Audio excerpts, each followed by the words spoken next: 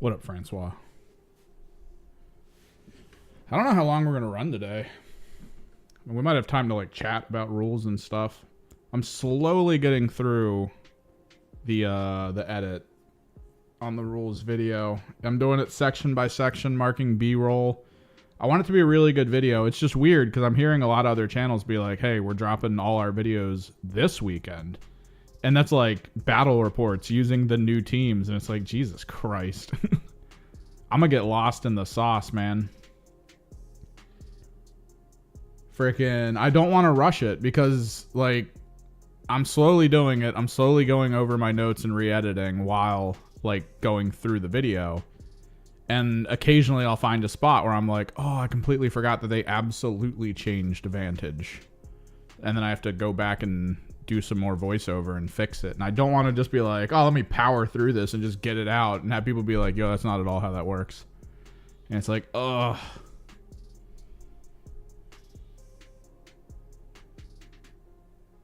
Oh, nice. All right, so we have a new camera angle today. We'll see how it works. Let's get to it.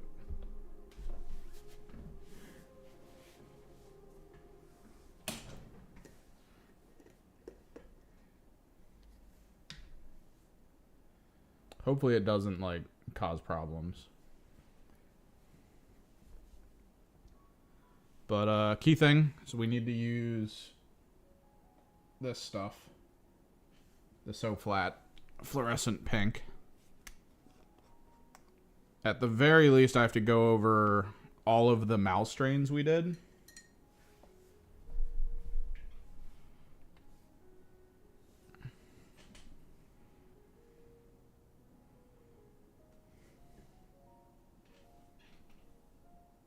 God, I'm hoping that's fine. I do need to get like a secondary light from below at some point if I'm going to do this kind of a low angle deal.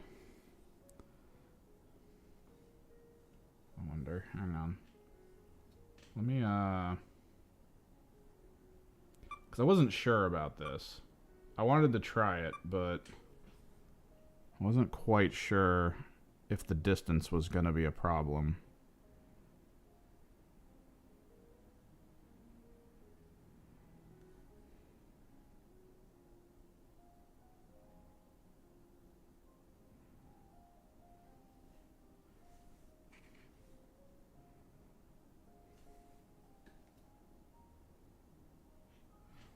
Also, it feels like pure white.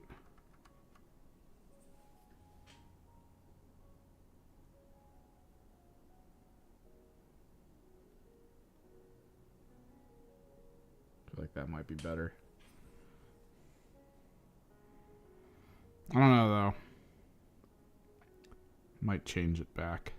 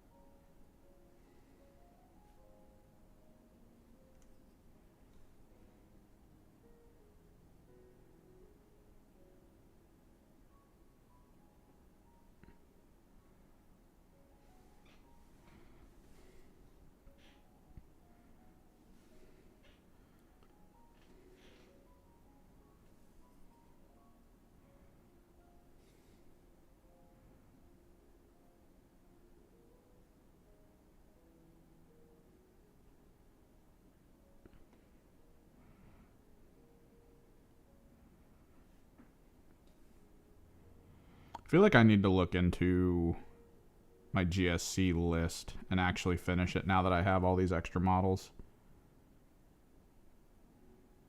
Because I still don't know how to balance, like, the mechanics fodder.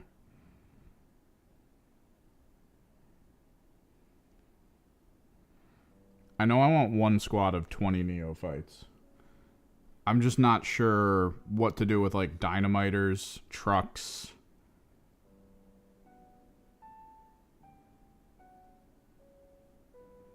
Achilles Ridge Runners, like any of it. I'm a little mad that I didn't put the effort in to try to make my Achilles Ridge Runners have swappable guns.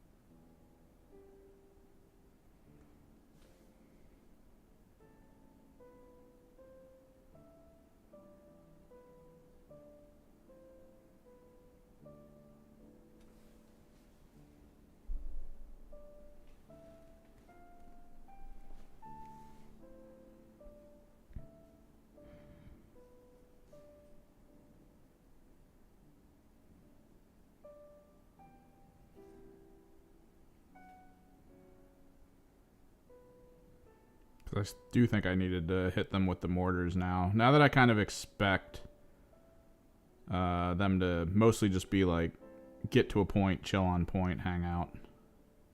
Try to stay out of line of sight, but still be able to do something kind of situation. Ridge Runners are great. I hate building them, but I love their concept.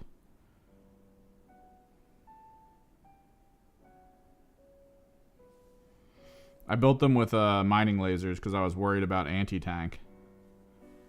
But this was before the new detachment rules, where I have squads that are alright at killing tanks, but also I can now use a one command point ability to really be okay at killing tanks.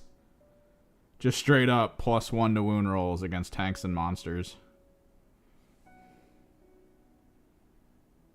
And most of my like really good anti-tank squads of meleeers are killing tanks or wounding tanks on like 4s or 5s.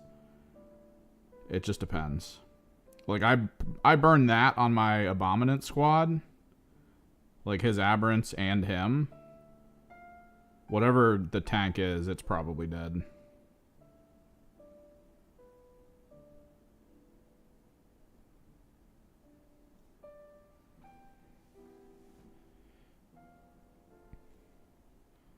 You're talking about... Where is he? I think I already fixed him. Talking about this guy.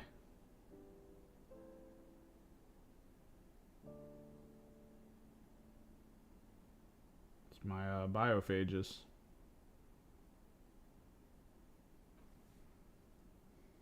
He's going to get replaced by the Adeptus Mechanicus corrupted dude from Necromunda once that guy comes out. I'm pretty excited for new kill team. Absolutely.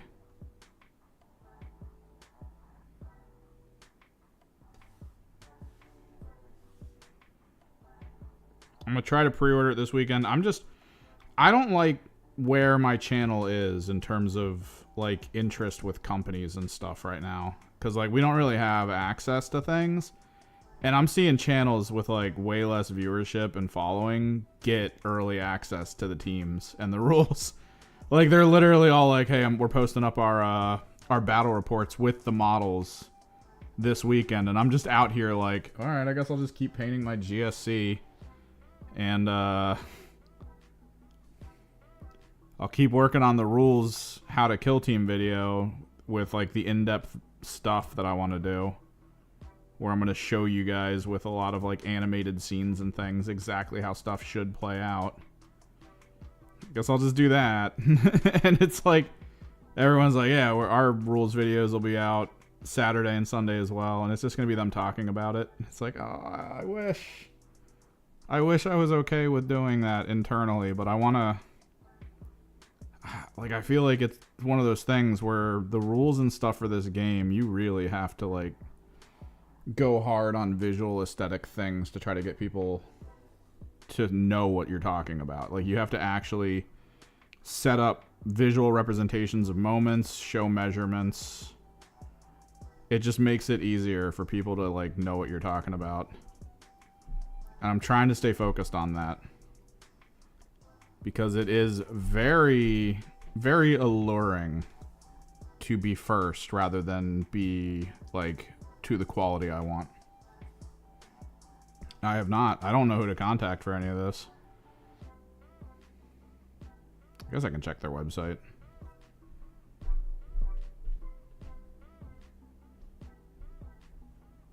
I should know this because this is something we do for the video game YouTube stuff that I work with. I just assumed they wouldn't have it. Phone call.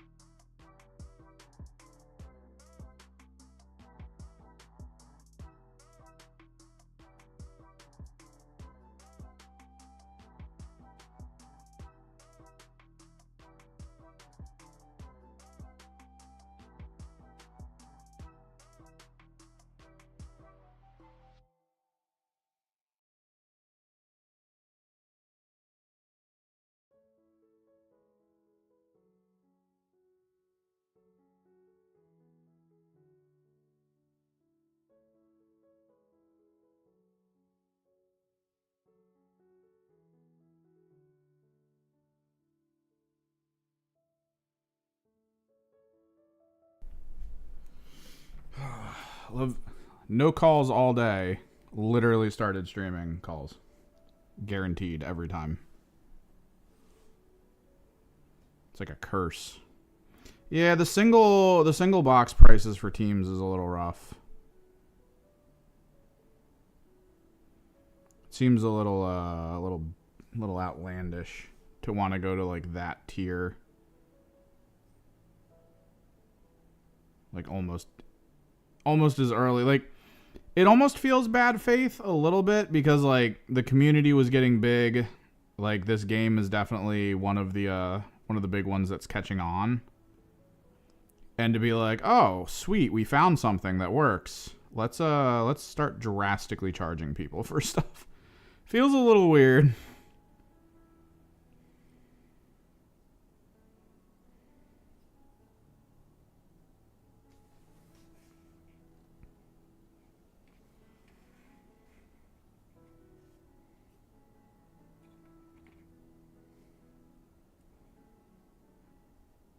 I kind of did this guy's fingers. I just want to make sure they're good.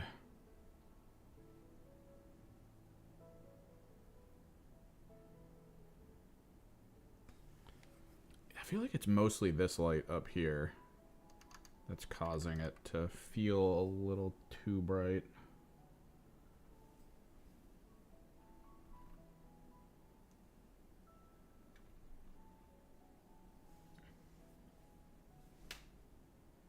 Neat.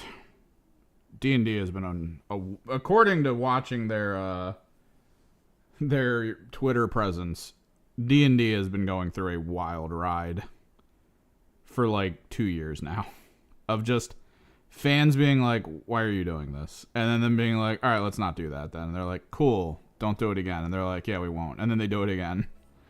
And everyone's like, why are you actively trying to sabotage an amazing thing?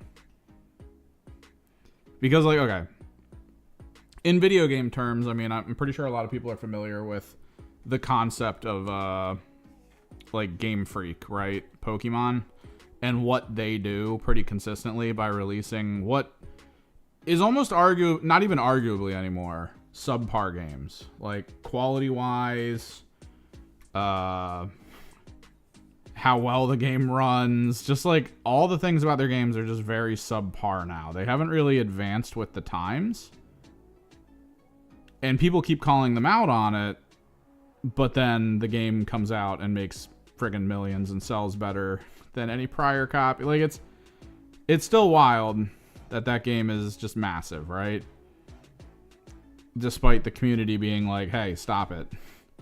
Maybe put more effort in. Make it seem like you're actually worth $1 billion or something as a company." And they're like, "All right, yeah, we won't." And then everyone continues to buy. D&D comes out and goes like, we're doing this. And the community goes, that sucks. And I feel like they were kind of hoping to have that same level of like no one cares, right? That same level of like, yeah, whatever, online faceless mob of 10 people. and then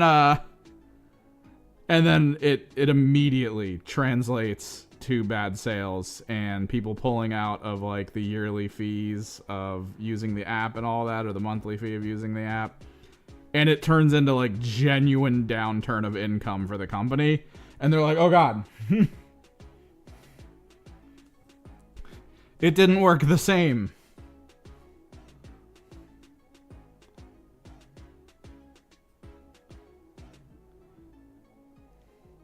It wasn't just a highly vocal minority group in the purchasing of our game. It was actually a group of people that was pretty serious in number, who also were completely like not lying when they said, I guess we'll just go to your competitors. And then immediately went to their competitors. Like, some of the biggest channels on YouTube that were pushing D&D and getting people into it, like, all of a sudden announced, like, we're going Pathfinder or whatever. Like, they were just like, yeah, we're out. This is very clearly something that's going to keep happening.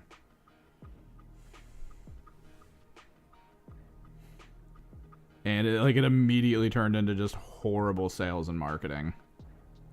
And it's wild to me that, like, after that backlash that made them actually have to change all of the stuff they were talking about again to be like, all right, we're back to, making games for people. We're back to it. We're a nerd company again. And then immediately turned around and was like, oh, yeah, we're a company. That's right. We forgot. We have to make money and try to make as much money as humanly possible with minimal effort. And then boom. I mean, if you're going to play solo and you're not going to be playing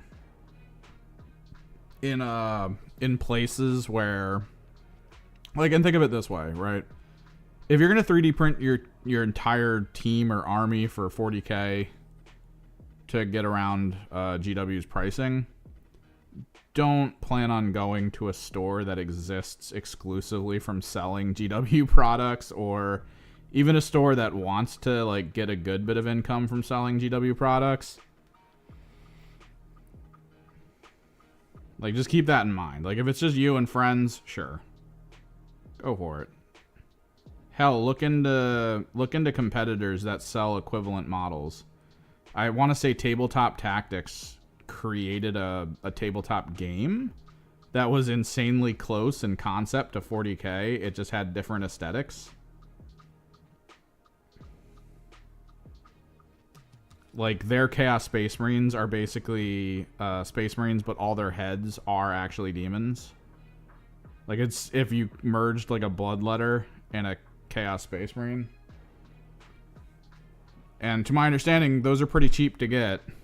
And you could probably bulk buy that and then just play with friends and call it a day.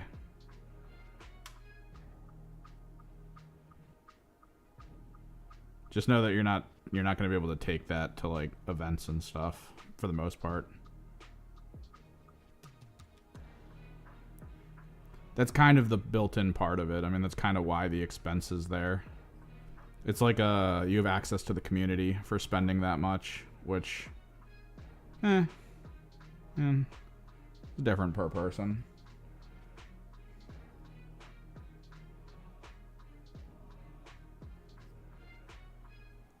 If you have no intention on going to, like, a big event, then honestly it probably doesn't matter. I mean, it does matter from Games Workshop's perspective, because they'd rather you be spending the money with them. But if we think in grand scale, like, in grand scale, you 3D printing an army and then playing at, like, a local community type situation maybe that exists near you, and the fact that you play there makes other people want to play, and then they go out and buy Games Workshop armies to play against you because they can or whatever, then honestly, you just playing the game is enough, really. I don't see the downside in that. It's the concept of gatekeeping based on price. And I've heard people talk about this a few times, not with, like, tabletop, but with just general stuff in life. Way back in my World of Warcraft and Dota days, I was introduced to a person who goes by... I'm trying to remember the name now. I was just thinking of it, now I'm spacing on it.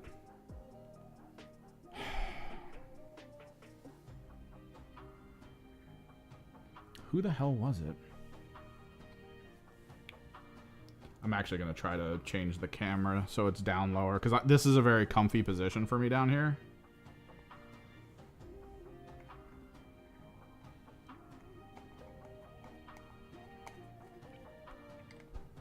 Video might cut out. Just a heads up. Video might cut out. Okay, we're good, I think. It's not toxic. It's gatekeeping based on cost to get in, cost of entry gatekeeping.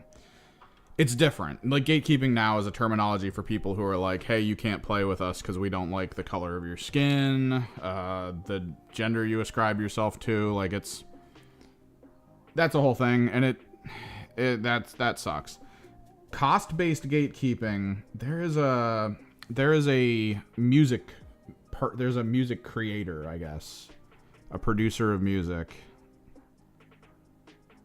God, why can't I remember his name now? Like, I was literally just thinking of it, and then it just escaped me.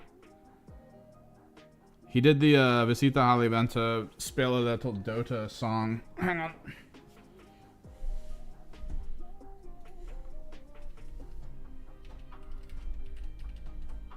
Base Hunter. There it is. So when Base Hunter was a kid, he wanted to do like electronic music, but all the programs that existed at the time for electronic music cost a ton of money. Like, if you wanted to get in and you wanted to be on the cutting edge of making electronic music, you had to dump like hundreds, if not thousands of dollars to get a program to run. So that kind of thing literally means for people like him, who his family didn't have a lot of money when he was a kid, that it's it. Like, you're not getting it. You're going to have to work up for it, but the time it takes for you to work up to the point for getting it for yourself, maybe you've missed your opportunity and it's gone. Or you're now so deep into whatever you're doing to try to become this thing you want to become that you just can't get out and you don't have the time anymore. Right? These are things that happen. So he actually pirated a copy of Fruity Loops. Fruity Loops was a program for electronic-based musicians. So we got it for free.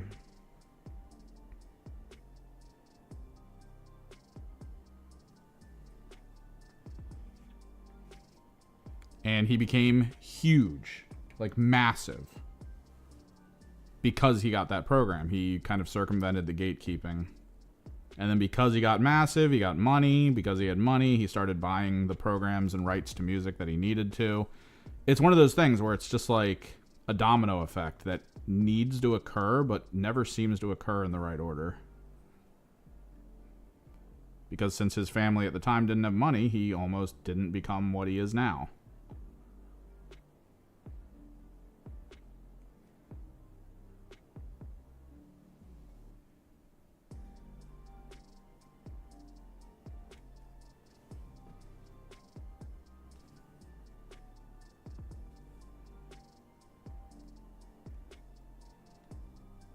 To readjust my angles here so I don't get too much in the way of the camera.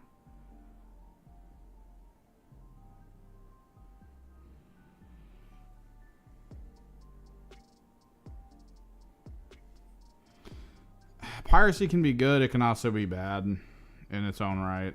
I mean, it is what it is. Some people who have put a lot of work into a lot of stuff and then had it get pirated is definitely there's the downsides, right? Like, you can't overlook the downsides just because of some of the good sides to it.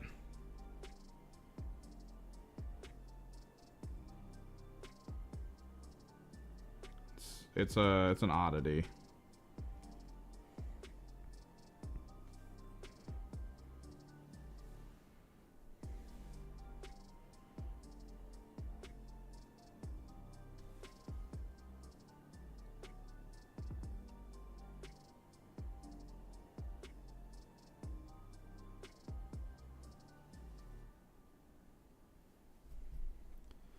Oh, you're talking about the events doing the whole you have to have painted models or you can't join the event. I actually do agree with it. Because this is a different kind of gatekeeping, and it's a little problematic in a completely like good universe, right? A completely good universe. We wouldn't be in a situation where we're constantly dealing in like nerd culture with people who are like hyper pedantic, obnoxious to deal with, just absolutely destructive to any kind of local community play or international community play. People who, if you do like a live show to like show how the game is to people, the fact that they might be live on camera could be massively negative to the overall feel of the game and make people go like, oh, I don't want to play 40k anymore or whatever. And it's not a complete fix, but the requirement of making you have to paint your army is like enough of a band-aid that it seems to be cutting down heavily on people who they go to the Reddit, they look up the meta lists, they immediately go out and purchase those meta lists through like eBay and whatever means they can, just so they can quickly put it together and then go to that tournament. And if literally the moment they put the army on the field and everyone's like, oh, that's the Reddit list, and then they lose because, you know, they read the meta list, which in a lot of people's minds means, oh, well, we should be 100% able to win. All I have to do is play the meta list. But if you don't know how to play the meta list, you're going to lose. That's how the game works. If you just don't know what to do with it. And that's when you get the people who, like, when they start to lose, I mean, it's just racial slurs, yelling at the opponent. Like, it's terrible. Like, it's one of the worst experiences anyone will have in the game is dealing with one of those guys, as we call it.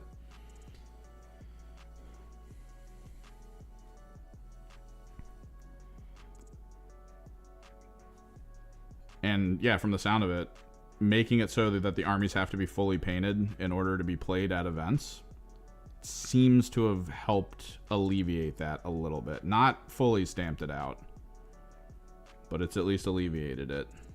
Because now you don't have people just being like, I just want to get into it super quick and then I want to just win major tournaments all day long, or I'm going to be obnoxious like the whole time.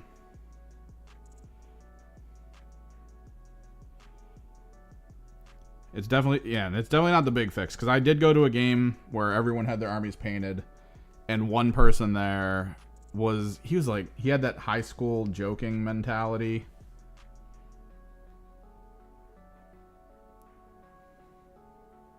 Where it was like I had Magnus, and one of Magnus's ability is the gaze of Magnus. And he was the kind of person that was like sitting next to our table and just being like, the gaze of Magnus. And it's like, dude, like, how old are you? How far have you made it in life? What stage are we at here, bro?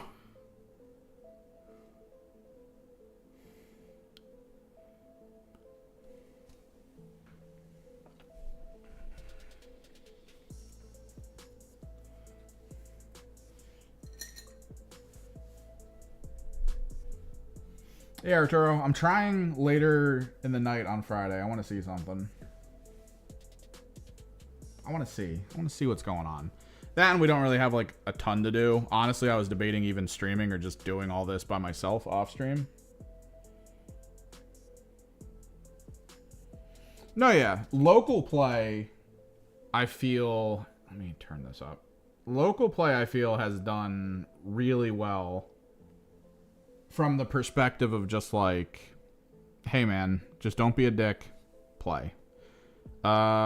Since the one place I really play at pretty consistently is a Games Workshop store, there is the general notion of like 3D printing is cool to a point. You cannot be like, hey, here's my 100% 3D printed army. And if there's elements in that army where you 3D printed things that like you could have just had right? Like, what is it? Like upgrades for shoulder pads and stuff for specific Space Marine factions. It's like, dude, you could have just bought them. He is a little alleviated, although apparently on an international level, there is this starting to be this like corporatized drive from Games Workshop a little bit, where if they sell a product that you're using from another store, like for instance, objective markers, they have to sell it to a point where it's readily available to people, right? Which they're starting to get really good at. They're starting to really lean into like the Etsy normal market of like wound trackers and stuff. They're doing it now. And they kind of want you to go there with those specific things, and they don't want you in the showroom playing the game with other people's products, right? Because it is a place for people to go and buy stuff. So they are getting a little bit locked down for it. The main thing is they don't want their storefronts to look like clubhouses. It's always been the common concept for local Games Workshop stores is they don't want it to be the gaming club. What they actually want is people to come in, see games being played at like a kind of basic level to make people be like, ooh, I kind of want to play this too. I'm interested now that I'm seeing other people play it. And then like, for the most part, over most of the days that you interact with the game, it's going to be at like other people's houses. They don't want just everyone to be in that store constantly.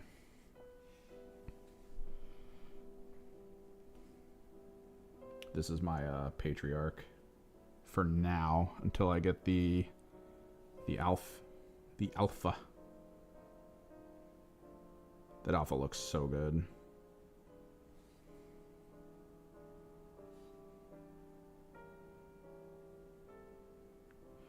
I do really want to try my GSC out.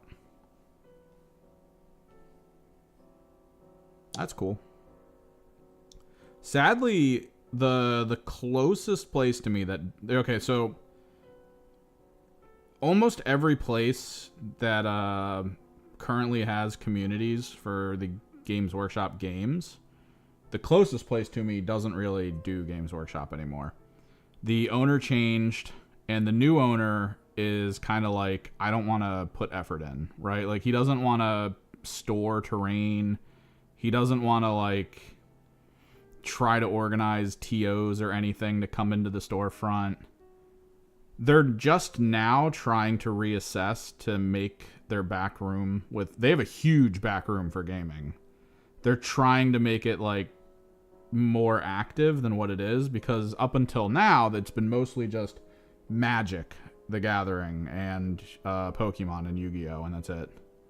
Because there's no setup. You just have tables, you have people walk in and sit down. And then they kind of upgraded it to D&D because it's the same thing. It's just groups of people who know how to play the game going to a single place in a nice area to play the game. Doesn't need anything extra. If they want to bring stuff, they can. They just can't leave it there.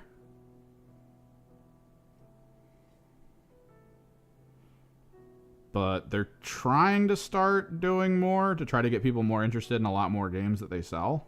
Because they sell Games Workshop stuff. They just don't host any events. What's up, Robbie?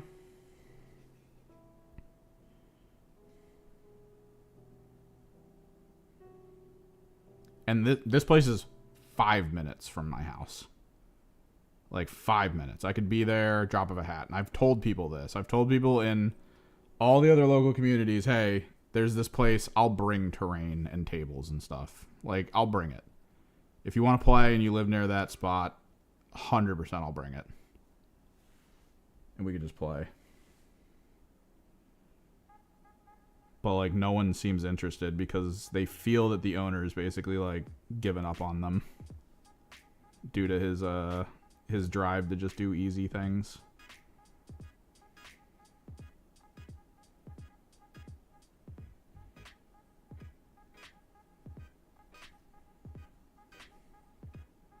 And then all the other places are a half hour away from me minimum.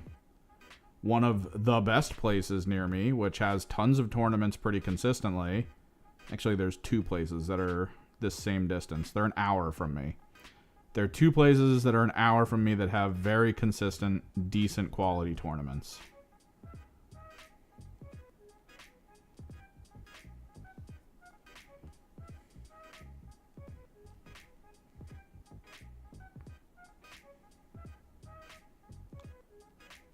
And then on top of tournaments, they have very active communities.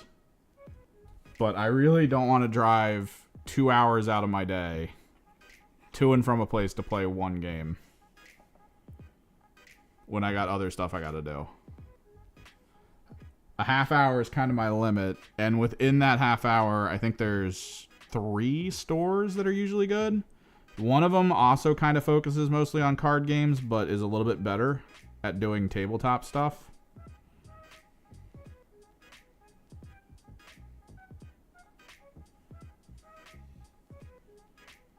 Ooh, that sounds nice.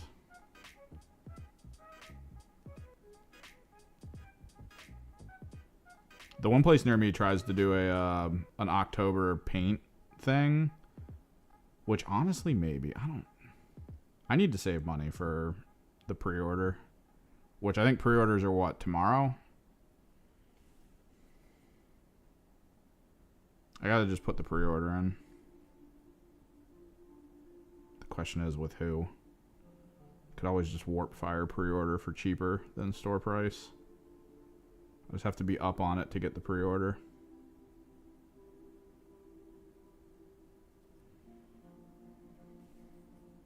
It's either that or I'd try local. Because my local store does a really nice thing where if you buy X amount of Games Workshop stuff, you get a pretty hefty store credit towards other Games Workshop stuff.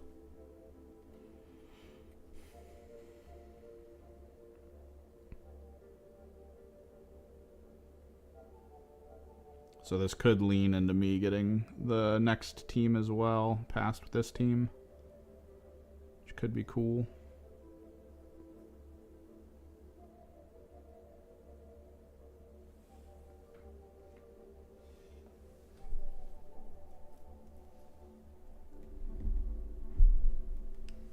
Oh, Jesus, you bought...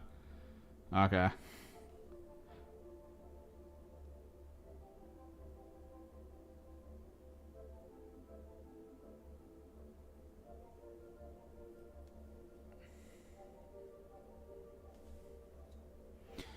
That's the thing. The one store I found that's within a half an hour is the Games Workshop store, and everyone there is usually really good about things. I catch myself occasionally getting salty if I'm too tired. Like, or if like something feels really off about the game I'm playing with someone. Like I played a game against someone where he couldn't roll below a 5 the whole game. And it's like, on one hand, it's like, wow, you're super lucky today. That's just how it worked out. On the other hand, it's like, I drove a half an hour to get here to try to have like a good game where there's some back and forth and it's not like completely one-sided. Also, there's a high chance it feels like you're cheating right now. Like you're using weighted dice to defeat me, which means I drove a half an hour for you to defeat me with weighted dice. I'm not super happy about this.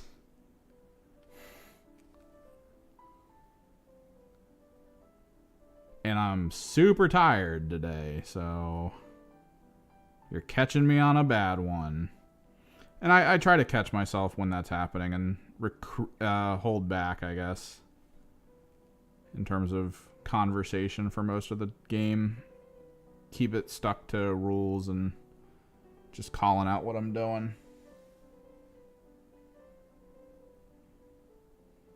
Dude, this is just YouTube free music.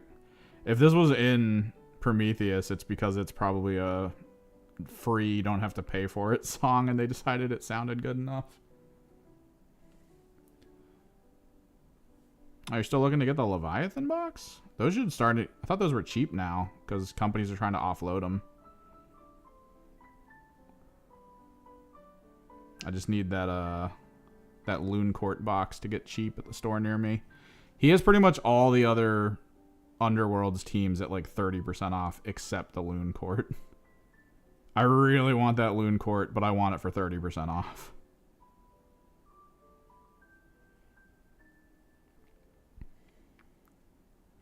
But yeah, the Games Workshop store, 30 minutes from me. Awesome people to play with. Great.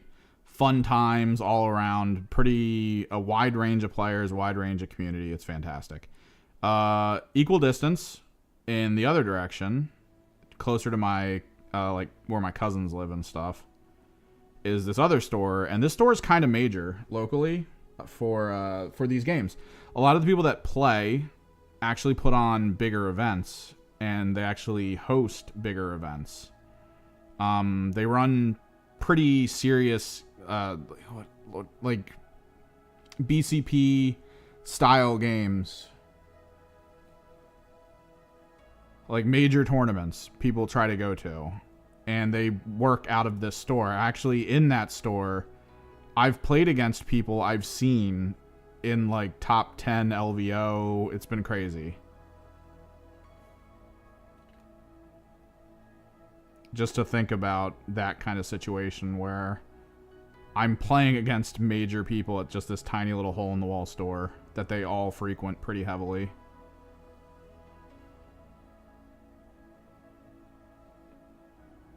Which is pretty cool. Dude, I love the Loon Court. They look so fun. I can't wait to paint them.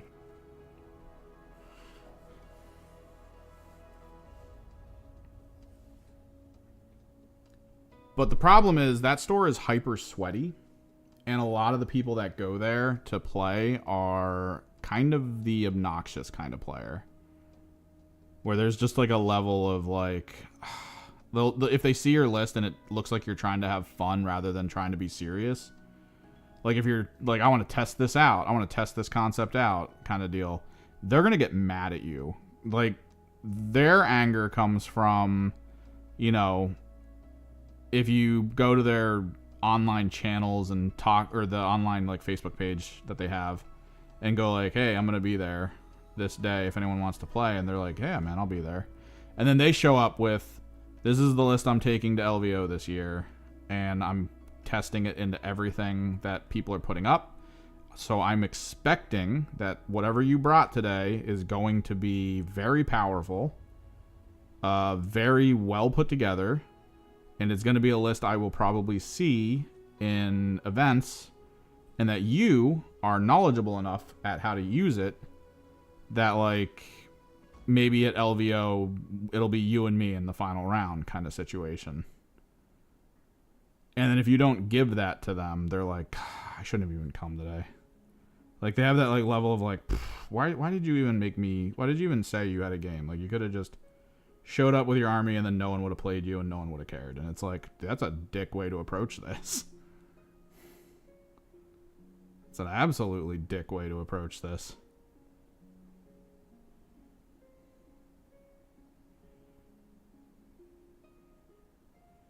Like, the way they approach the game for new players, which Games Workshop stores, another thing that they kind of hate this, so that they tell their managers to like pay attention to this kind of thing and try to avoid it going forward. They hate the kind of players who are like, oh, you're new? I'll play a game with you. And then they bring like the most heinous list of just like, there's no way it's going to be beat, and just stomp the person into the earth. And they're like, huh, looks like you know nothing about the game. It's like, yeah, they said they were new, jackass.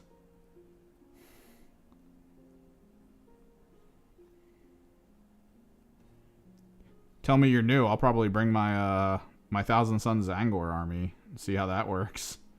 Zangors and spawns, baby. For fun. Do I bring Magnus into a person playing new stuff? No. Not that often. Unless requested. Because they can be like, yo, let me see what a tournament list looks like for your army. I'll be like, alright, cool. Like, if they're going into it expecting that like their fun list is going to lose, but they want to see what it looks like, then yeah, I'll be there with it. I'll bring my serious Biosanctic list. I'll bring my any serious list, honestly. But you want to just have fun? I've got... If you want to have fun at lower points value, I have Chaos Demons. That aren't that great, because it's Tzeentch.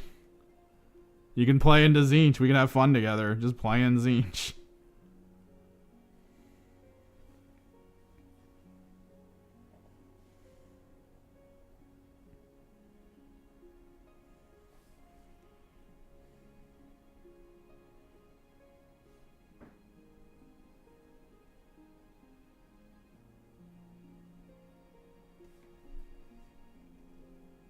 I love how these things look. The mouse drains look so good.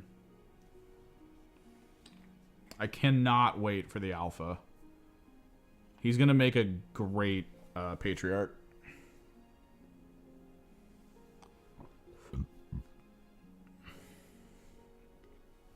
Yeah, I don't get it either, Arturo. It's like, you want to have more players because, like, if that player gets better... and maybe bring something new to the table that no one thought of prior. I mean, isn't that a good thing? Like, if you now have this person who's in your area who plays a type of team that no one normally plays, and plays it in a way where you're like, man, this list I've been kicking everyone's ass with at all these tournaments, I can't even get close to beating this list. And then you get to, like, see something new and think about it, like, differently. And think about your approach to the game differently. And it's like, it's better for everyone to be like, yo.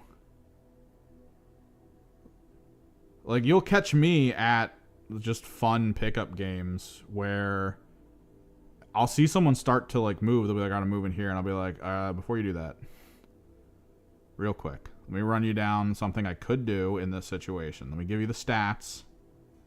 Like, we'll take time in that opening game for that person. I want them to really see, like, weighing the options and being like, oh, well, if I move there, I'm going to lose that whole squad. I should probably not do that. It's like, yes, always ask your questions of who do you have that's good for Overwatch? How many command points do you have? These are the important questions that matter. And hopefully they'll learn and, you know, carry it forward.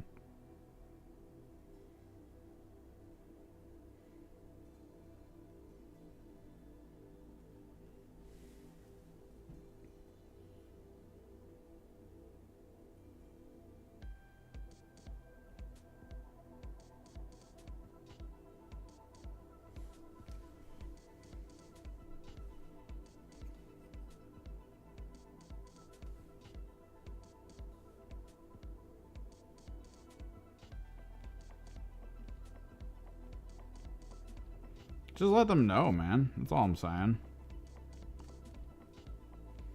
Maybe don't take the I'm new game. If that's the situation. Let someone else take the I'm new game.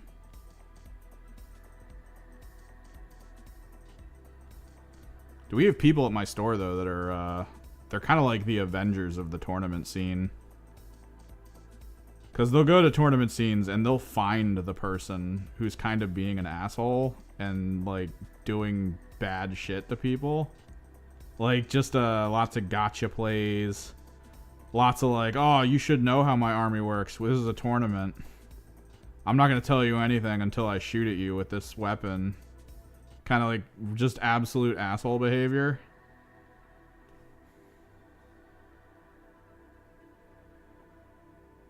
They'll find them and they'll end them. Like, it's great. Like, just the sheer quantity of it, too. Like, one of the teams that works out of one of the places that this, one of the guys went to the tournament for, it was kind of awkward because they're all friends, right? The tournament host and the major team that works out of that place. It was an event that gives you matchmaking points, BCP points, right? And what was happening, it seemed at least, was that they were putting the people who were supposed to be going to tournaments from this local place into new players during the tournament. Like, if your name was new, they tried to line it up to match at least the early part of the game so that the BCP, like, team, like this store's team on BCP would have way more like points and value put up so that they could easily get into more and more invitationals. And one of the guys from our store who plays lots of tournaments all over, but has never really gone up against these guys, was just there. And he heard from one of the Knights players. He was like, dude, the guy I played against was just an absolute asshat. I asked him questions and he didn't really tell me the answers, and then I did the move and then he would hit me and it was over. And I just remember him being like, no. And going in completely with like, all right, I know this guy's army through and through, and then just picked him apart. Friggin' 100 pointed him.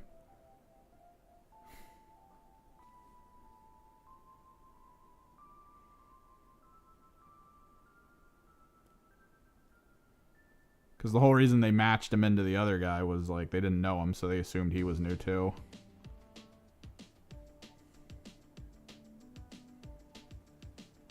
In his first game, he didn't exactly score super well because he was actually trying to like play a different strategy than he's used to.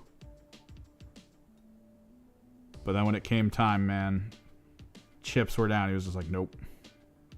Let me get these 100 points from you real quick.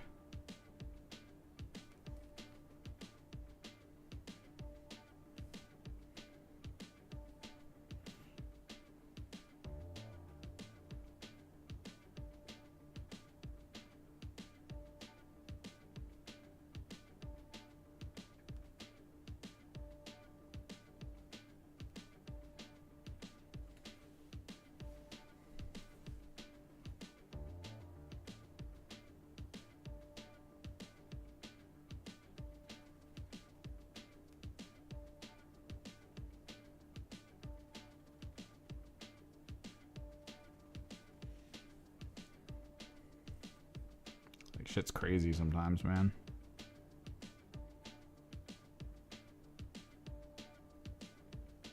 How many more of these do we got? I think this is the last one I need to update for the newer guys. I kind of want to take a look at the trucks and the Ridge Runner next. The Ridge Runner is going to be interesting to work on, I think. I'll have to back the camera up for it. Might have to move some of these guys out, too, to clear some space.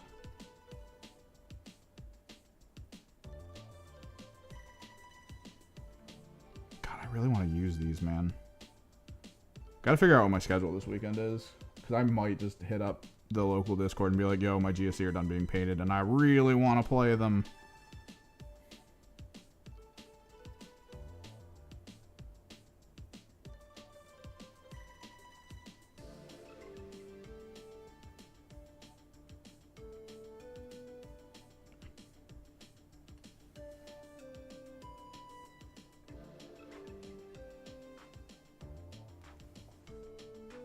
No, yeah, man.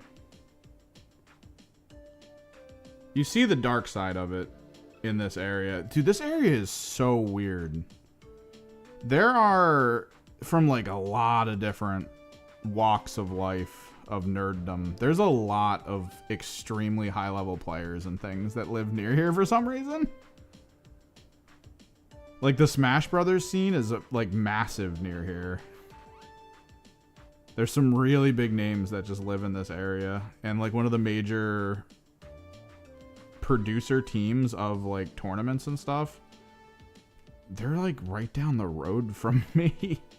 I remember for the YouTube, like, video game channel I work with, they were like, oh, you should play Smash. Get into Smash so we can talk about it, because you love fighting games and you don't really play Smash a lot. It might be good to get your perspective. And I just remember playing it and being like, alright, single player is whatever.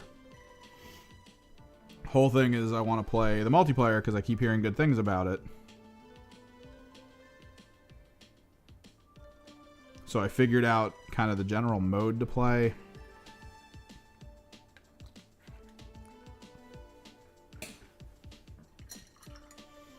And I started going online, and I was getting shellacked. Like, because the netcode basically prioritized people local to you.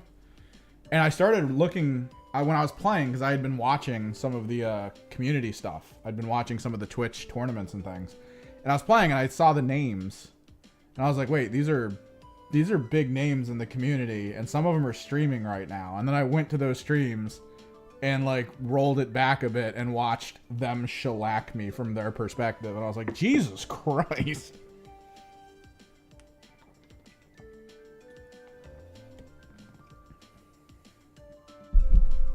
And then when I got into Warhammer and I was just playing against people, I started finding out a lot of the people I was playing against at like local tournaments are international players.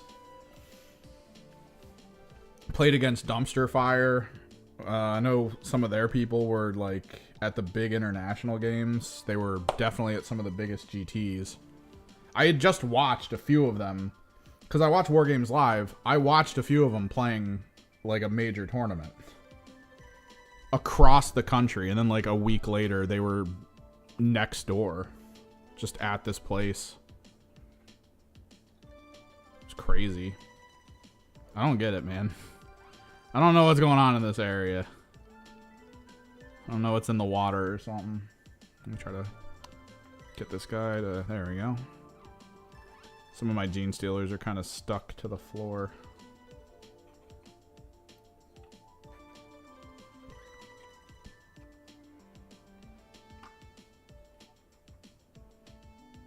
Zoom out a bit.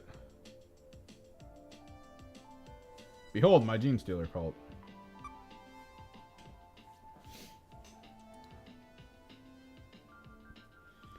So the neophytes, that's the new neophytes. We need to go over the abominants. The thing is, the aberrants and abominants that I have a squad. I basically have 2 squads 10 and 2 abominants, right? I think I want to try to separate them a bit because they all have this like orange hammer situation. And I feel like what I could do is I could do like green hammer stuff.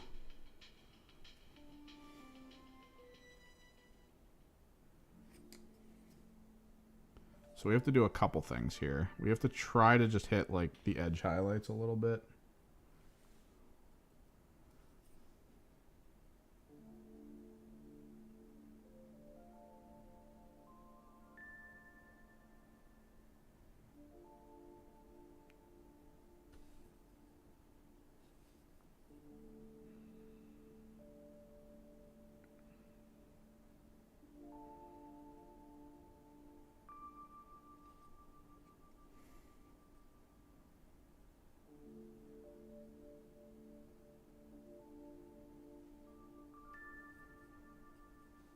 What's good is some of the mix that I did actually panned out and is very close to how the So Flat looks.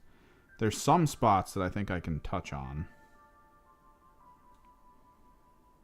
to kind of push it a little bit.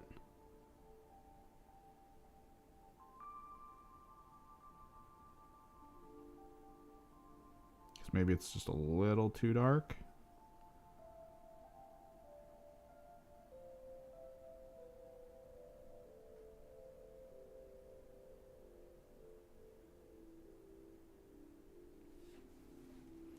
But I think we do want like a green team.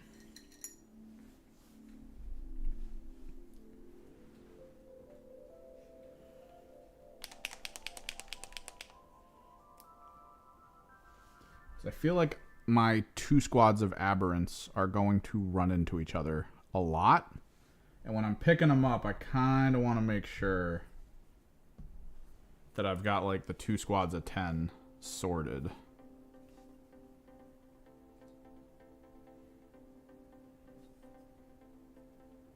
Including the different leaders.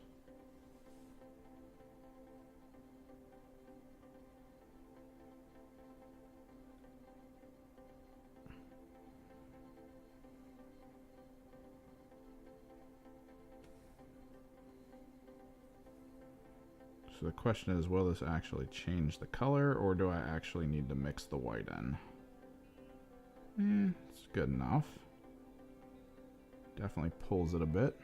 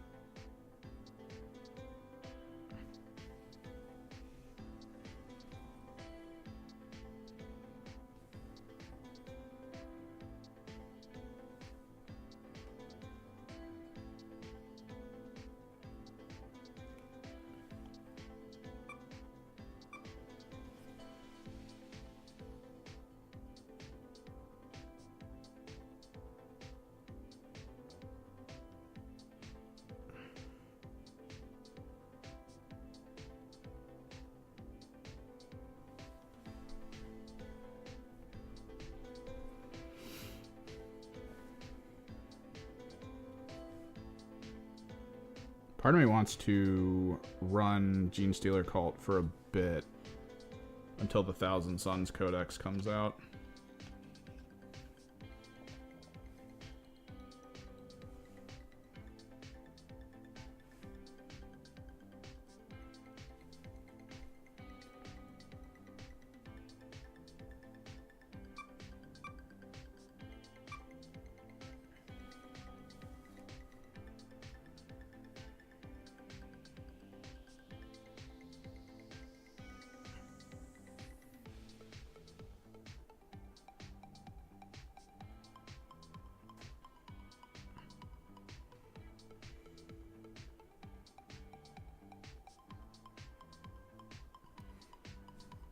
It's going to be wild. Like, a month from now, I'm basically just going to be fully a Gene Stealer Cult player. Like, no looking back. I just spent all that money on, like, Tzeentch Demons, friggin' Chaos Knights, and pretty much every possible model I could ever need.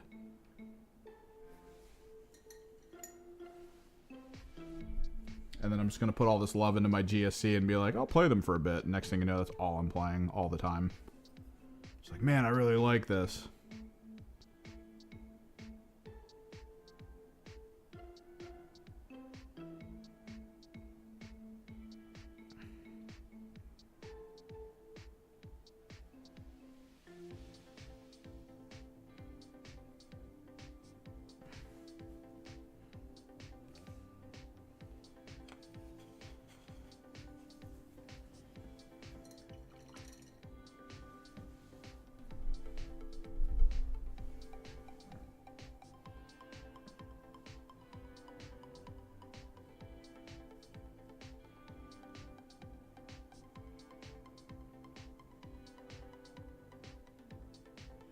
Problem is, there's some of these pickaxe guys that I can't do green.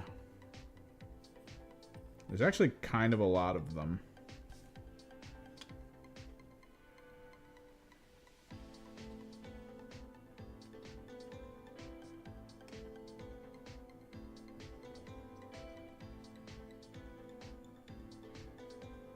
Hang on. Maybe one team is like all hammers. And then the other is like pickaxes. That way it's just easier. 1, 2, 3.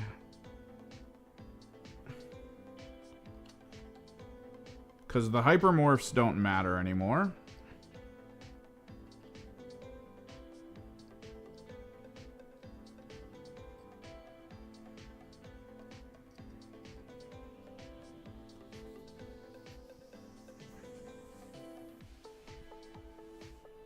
I don't know what else I would get at this point. Like, no joke, I think in reality, the next thing I would truly think of getting would be a Baneblade. So that I could run the detachment that utilizes Imperial Guard. And it would just be to run a Baneblade. Because I don't think... Let me take a look. Let me take a look real quick.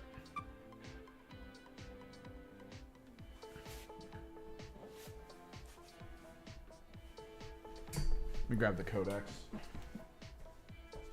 Oh, actually, no, screw it. I already put the codes into my phone. Let's just do that.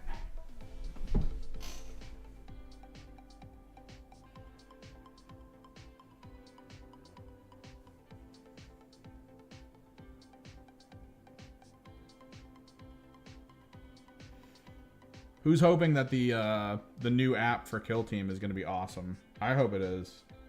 Because at this point, Games Workshop has seen what app stuff people want, so maybe they'll just include it all. Just put it all into one system. So many different other apps are going to crumble once that pops up. Just because, like, why? Why would you continue to use stuff that's community driven, like KT Dash? Dude, everyone needs a Baneblade. And to consider it. Look at, like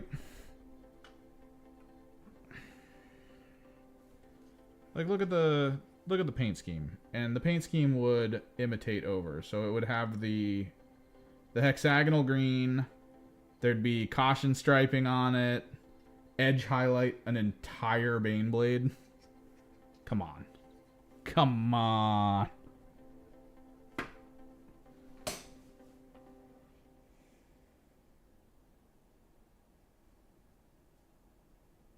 All right. Detachment rules. It's Brew Brothers, right? Brew Brothers Auxilia. You can include Astra Militarum units in your army, even though they do not have the Genestealer Cult's faction keyword. Combined point cost of such included 500,000, 1,500. No Astra Militarum model can be your warlord, and you lose voice of command. You cannot include units with any of the following keywords. Aircraft. No, that's the one I wanted. Like, honestly, I did really want a Valkyrie. I just want a Valkyrie. Just to have it. Just to be like, there's my Valkyrie. This is my Genestealer Cult Valkyrie, everyone. Commissar, Epic Hero, Militarum, Tempestus, Ogren, Rattling, Tech Priest, or Ministorum Priest. Which one's the Doomhammer? Is the Doomhammer... Because I know there's like 5 variants. Is the Doomhammer the anti-Knight one? The anti-Titan, anti-Knight one? Or is that the Shadow something? The Shadow one, the Shadow Blade is the transport? Or is the Doomhammer the transport? They haven't released the Imperial Guard Codex, so they should just be in here, right? Astra Militarum. Because Imperial Guard probably sounded too much like something in real life, and they didn't want to get sued. Data sheets. So, Doomhammer or Banehammer? No, there it is, Doomhammer.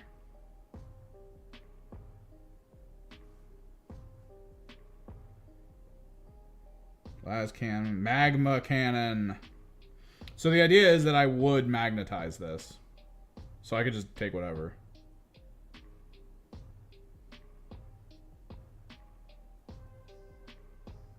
But, oh, it is a transport. 26.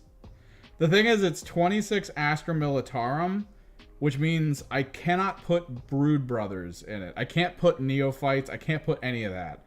Because that doesn't change, to my understanding. I think that was like the way they got around me filling this vehicle with dynamiters. And then just running them up the field in it and then dynamiting the hell out of something.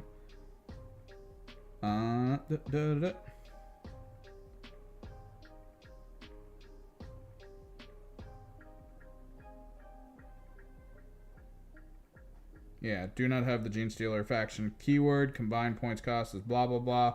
It does not change their keyword. They are still considered Astra Militarum, which means only Astra Militarum can interact with Astra Militarum, and then I shouldn't have any stratagems that can target Astra Militarum.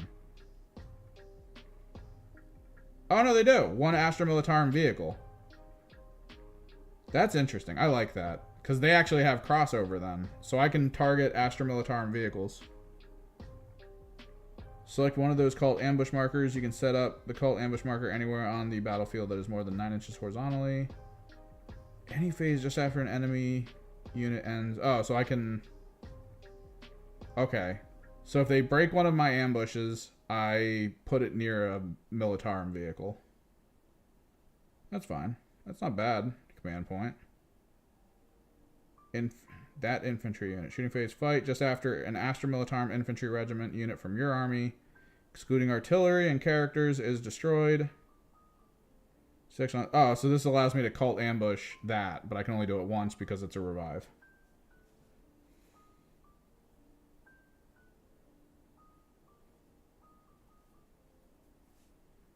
That's not bad. It's a battering ram.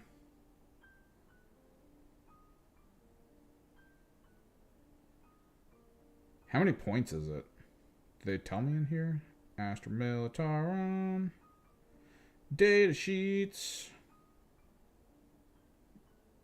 Doomhammer. Unit comp. 455. So I can take half Astra Militarum. I could technically take 2 Doom Hammers. Like 2. Unless you can only take one of these. For whatever reason. What's its keywords? Yeah, I can take 2 Doom Hammers. Just 2 Doom Hammers and then a bunch of friggin' Gene Stealers and just run them at people. Just an absolute bonkers dumb list. Be great.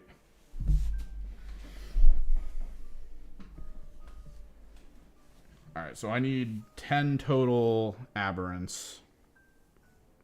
So I have 1, 2, 3, 4, 5, 6, 7, 8. I need 2 more. Which is a problem.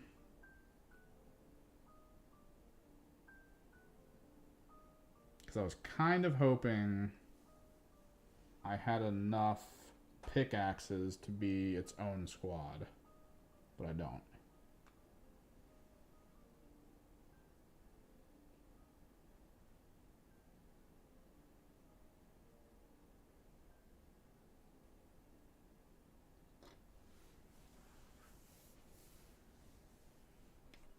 Dude, it's the best army ever. 2 Doom Hammers and a bunch of Gene Stealers.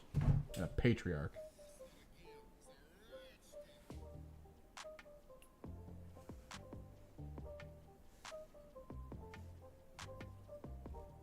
Oh, you're allying a Doom Hammer to your Marines?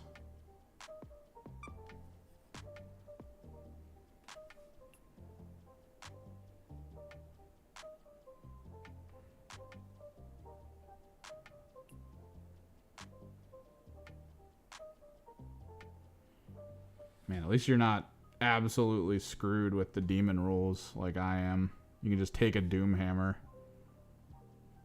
Do you have to take a squad of Imperial Guard just to field the Doom Hammer like I do? Because that stuff's crazy to me.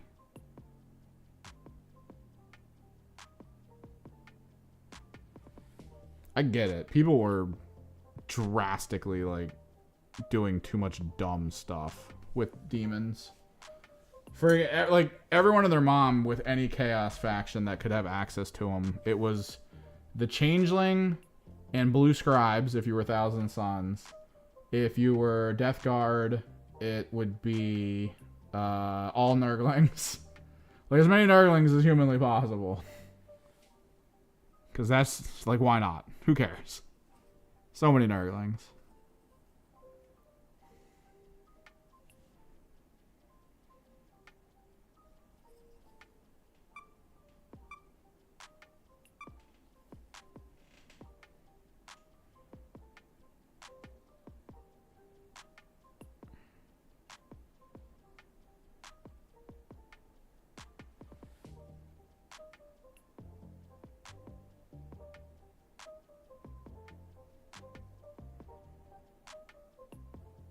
I feel like people just abuse the hell out of it.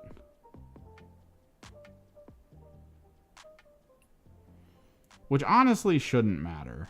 Like, let's be real.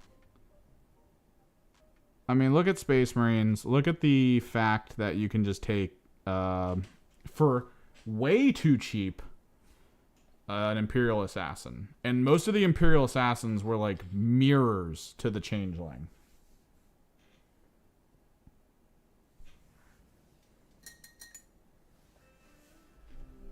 Like, on average, I feel like most Imperial Assassins, and I don't think you need, or did they change it with the Imperial Agents Codex? Do you need to take regular squads of Imperial Agents to be able to field an assassin? I don't think so, right?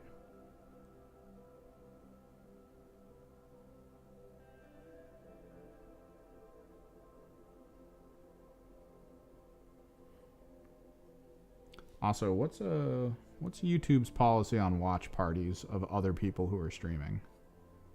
Because Wargames Live is active right now, and I kind of want to like put that on while we're doing this, so I can paint, and then we can talk about the games. I feel like that's probably not kosher, though.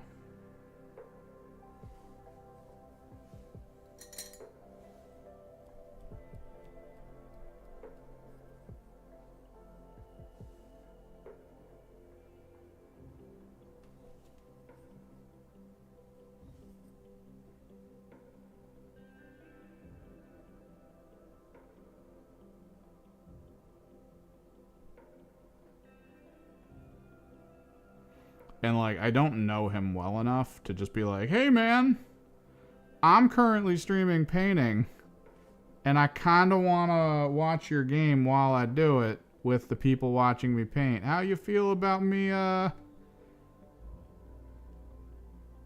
like, I don't know him well enough.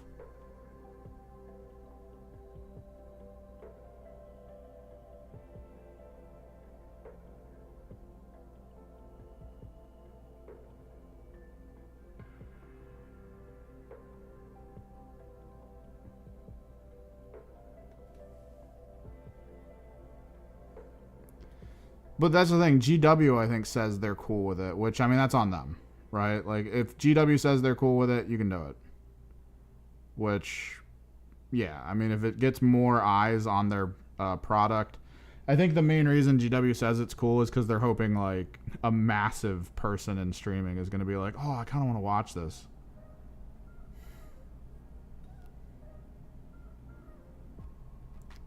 Like, friggin'... Somewhere in the back of their head, they're like, yo, Kai Cenat's about to watch us talk about Games Workshop topics. It's like, no, it's not happening. That's not going to happen. Oh, man, Mr. Beast will start a stream and watch what we're... No. No. I guarantee you those people do not care.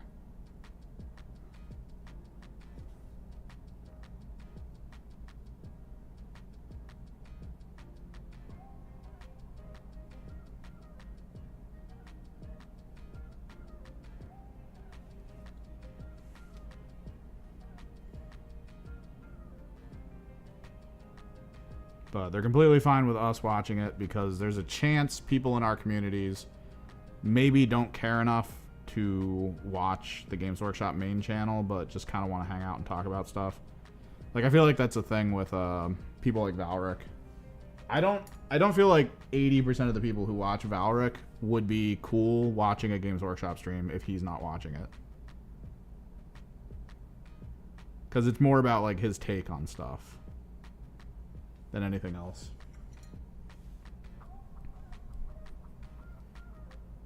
Or him doing victory laps whenever something gets announced that he leaked or talked about the leak of.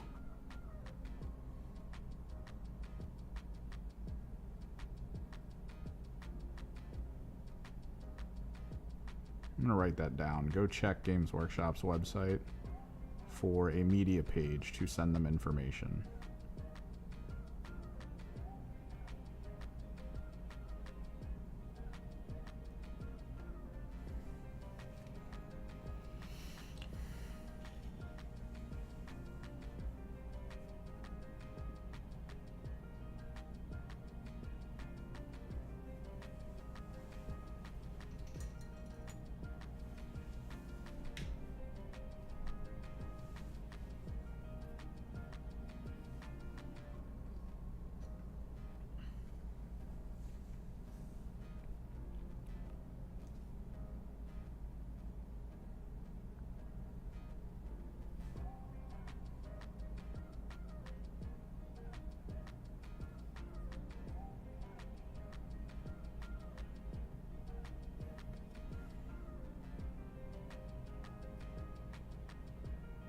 We gotta figure out how we're doing the pickaxes.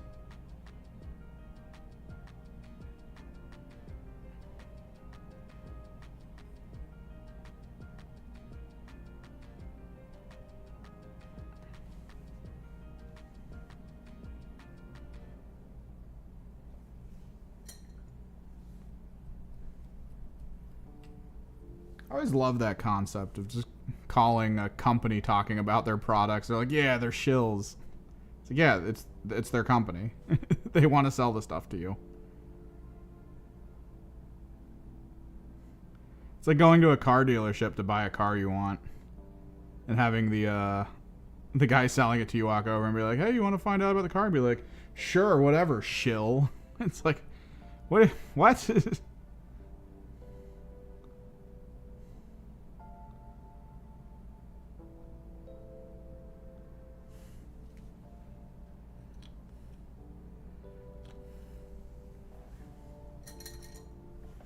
Although that last reveal, friggin', dude, the big reveals from Nova. Oh my, dude, hilarious on so many levels.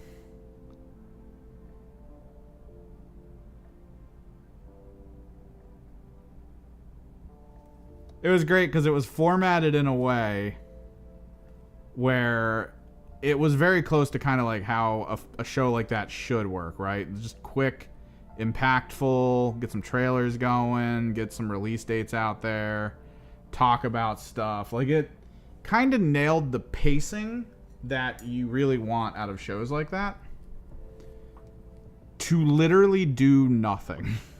to be like, hey, our announcement is there's nothing new till next year. It's like, what?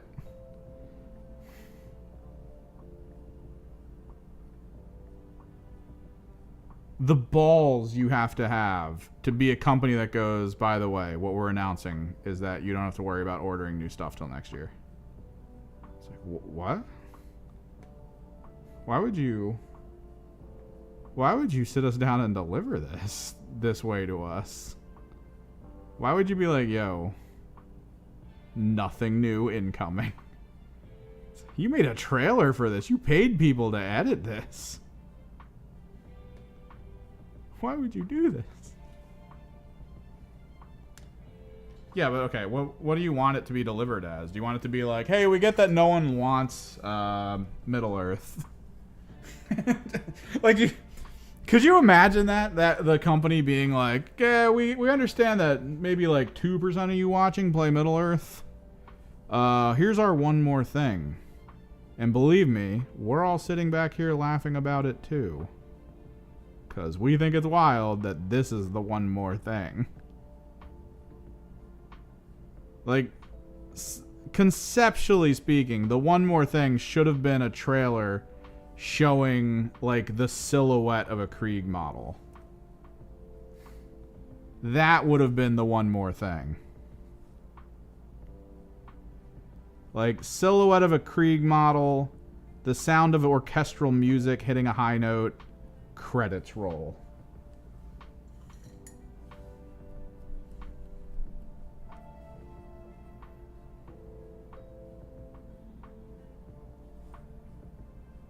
Friggin' internet on fire.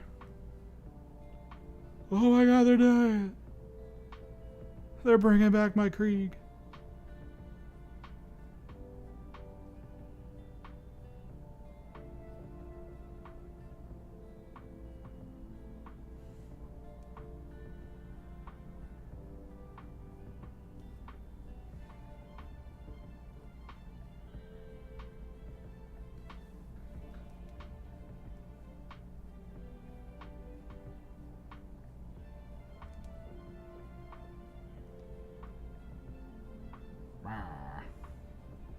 My main thing is, we know when Imperial Knights Codex is coming. We don't know when the Chaos Knights Codex is coming. Why? Why aren't they released simultaneously? There's like no information in either of them. But that's the thing. This is just condensed commercials.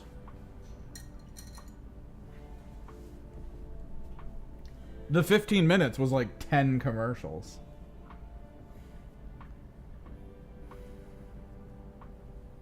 Which, yeah, that's what you get in 15 minutes of time. You get 10 commercials.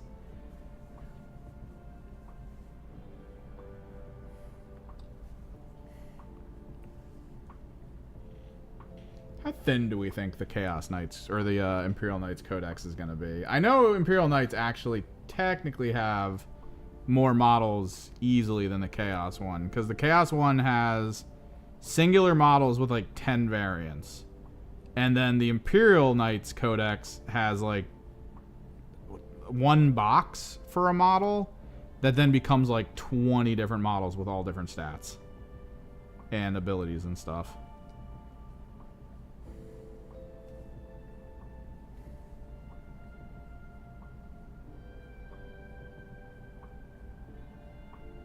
Which is psycho shit, in my opinion.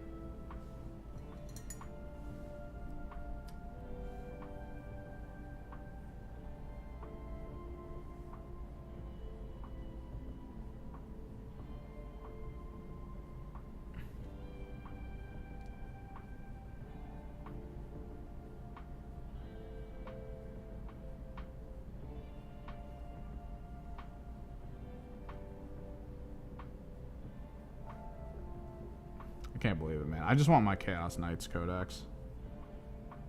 I have the feeling that if they release it and it at least feels like I have enough options that I'm okay, as opposed to being like, there's only one way to play, and if you don't play it, you're gonna die. And that's it.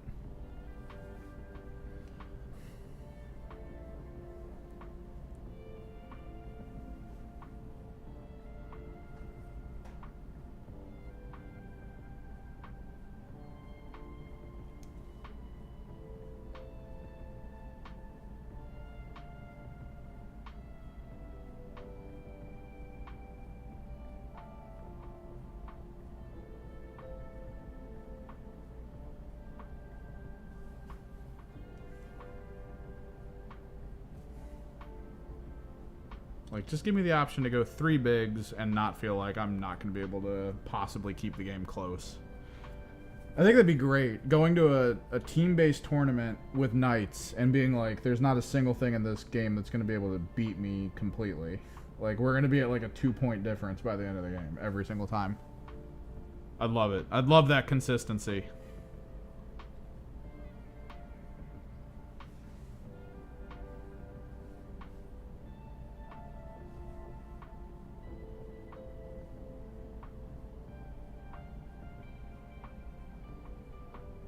Dude, that was fun for frickin' the AOS bit. Or no, what was it? The Heresy bit?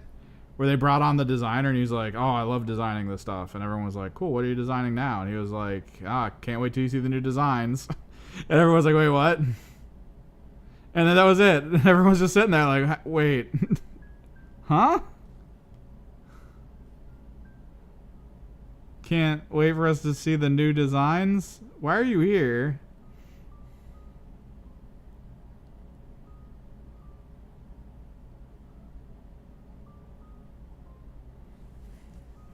Like, genuinely, I think it's because Games Workshop put themselves into this situation by starting to do, like, Nintendo Direct style shows and, like, PlayStation Let's Plays or whatever they call it, State of Plays.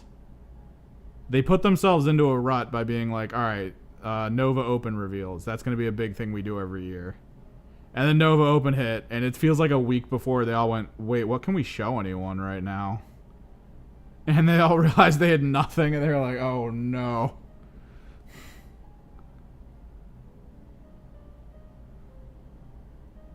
What do we do? What do we do?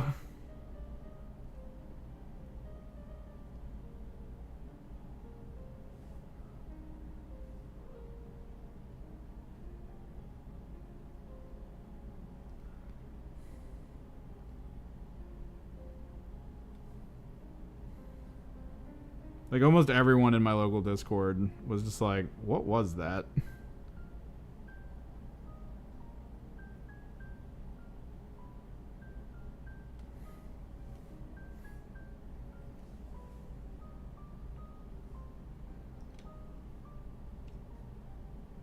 It's kind of the key thing, though, right? Because it's been pretty consistent that Games Workshop does feel like they're so close to being able to actually put things forward in a manner and pacing where it feels like there's this bigger machine behind the scenes that's making sure stuff comes out in a good pace where there's like crossover and interaction, and like when one format's starting to come down from like getting all this cool new stuff, the next format's coming in. Like it's all really cool that they have the kind of sense that that's kind of what they were trying to do. But then the organizational side that you need to be able to do all that is just like, crap. Like, oh no. Oh, I can't believe we completely forgot this.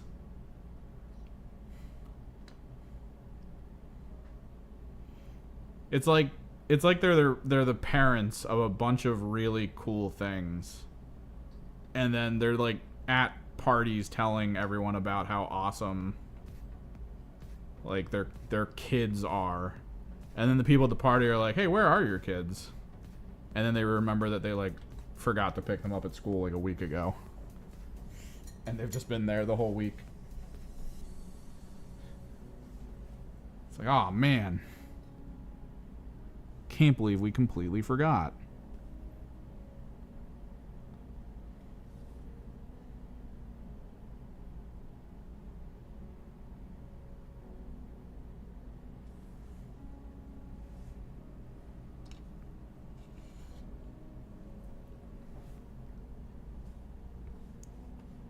Kind of want to mark some of this out.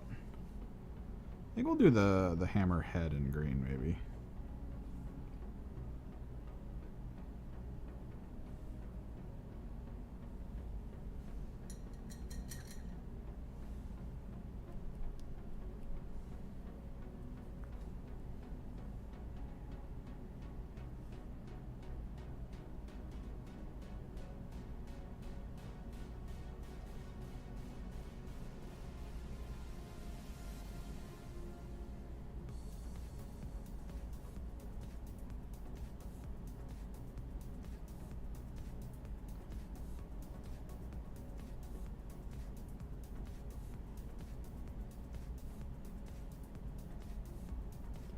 I do think this direct or state of play style format that a lot of companies are doing for announcing things, though, is it's backfiring a lot. We're starting to see people on the outside get real mad about not seeing stuff they specifically want at these situations, which turns into the whole like, I deserve to see this thing that I really wanted.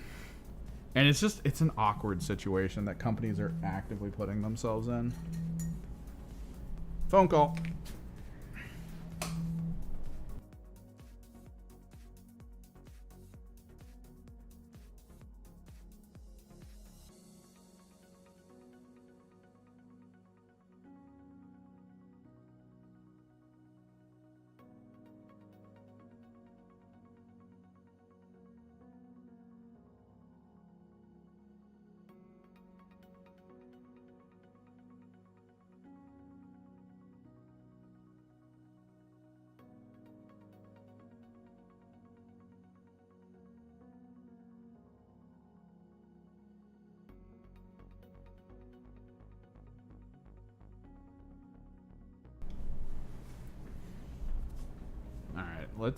We got more abominants to work on.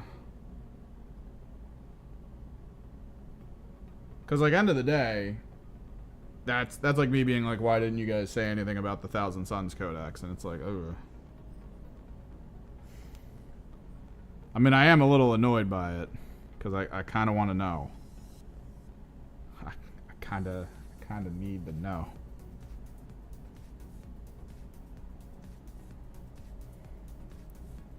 Can't just keep playing the magic detachment. I have to try other things.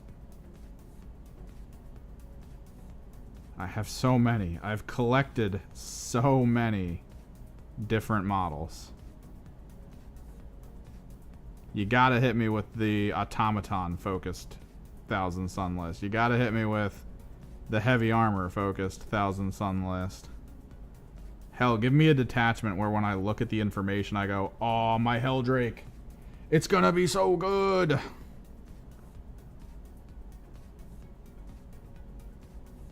But, like, you hit me with the magic detachment.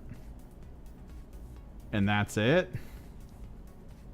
I'm gonna run out of options. There's a reason why everyone's pretty much at this point, like, all you need is Magnus and then a bunch of Sorks. And you're good. It's because the detachment kind of demands it.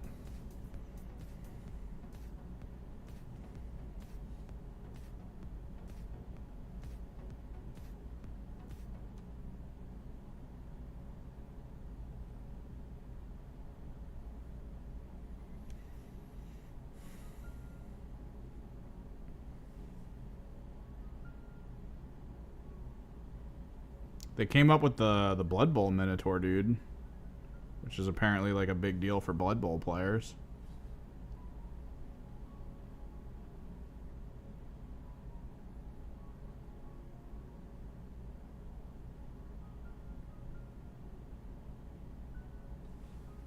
Which I guess is kind of cool.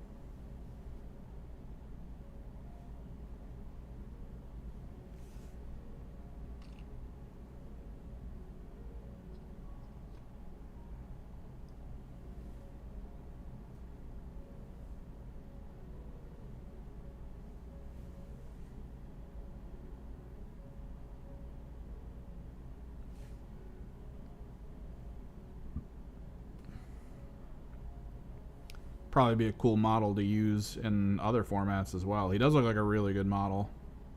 Although, is he resin? Did they say he's basically like a Forge World model? Just like, hey, new Forge World model.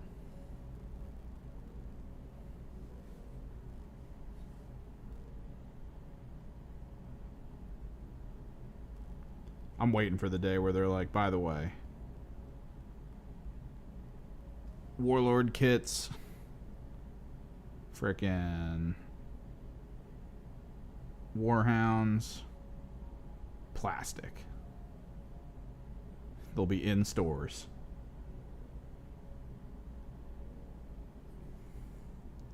There's no way like the average mom and pop store would be cool with putting a Warlord kit on their shelf. It's gonna take up like all the room in their store. Necromunda models look cool. Necromunda rules do not sound fun to play for someone like me. Where if the narrative is gonna have all my units kill themselves, like, there's a kind of player where when that happens, they're like, "Oh, that's crazy, haha," and then they're like happy that it happened. They're like, "Man, it's such a limited chance for that to have occurred. It's crazy. We saw it. That's awesome." I'm gonna be the guy going, "Great, the game doesn't want me to play." I guess GG.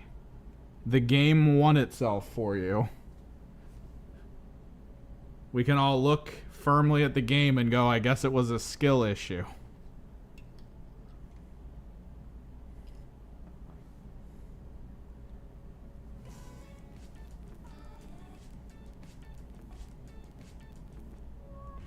These are all well, most of them. I don't know about all of them, but a lot of these are technically Necromunda models, though, because GSC is like firmly Necromunda.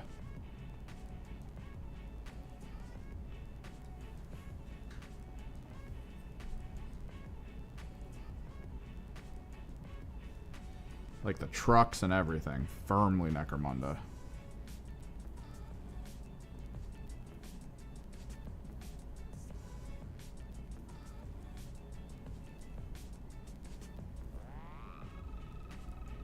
If you go to the Necromunda page, the Rock Crusher that I have is just there.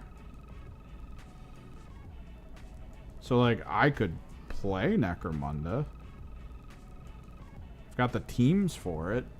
Technically, my mouse strains, I cannot use them. I wish I could. Oh, I did have another hammer. Oh, I had another 2 hammers.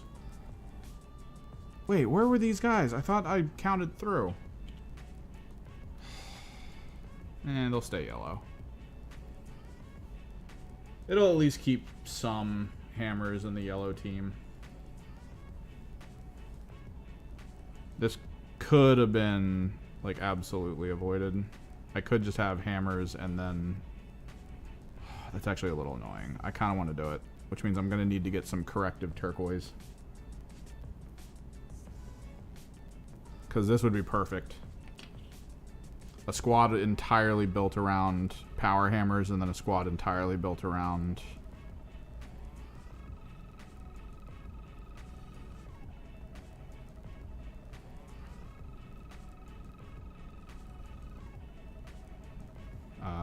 pickaxes and stuff, which I think is technically power mauls versus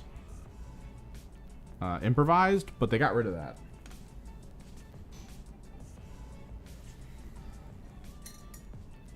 It's now all the same weapon, to my understanding. Like, the Index had 2 weapons. The GSC lost a lot of options getting their codex. But most of the options were things that were, when you looked at them, you were like, yeah, there's no way. I don't want this. There's no reason to run it. And I guess Games Workshop was like, all right. We won't even waste the ink. Here you go. Yeah, aberrants are all aberrant weapons. They used to be power mauls and improvised. And improvised were better anti-infantry, but with like drastically reduced stats. What's the benefit the Biophagist gives? Because the idea is I'm going to run 2 big squads of Aberrants, and if like one of them is going to either be empty or it'll have the Biophagist in it. I think he'll have the Biophagist more often than not, but the Biophagist is going to have the upgrade that lets you infiltrate whatever their squad is, which I'm going to utilize to possibly bring either the Aberrant squad up with infiltration or a squad of 20 Neophytes, so I can body block with them.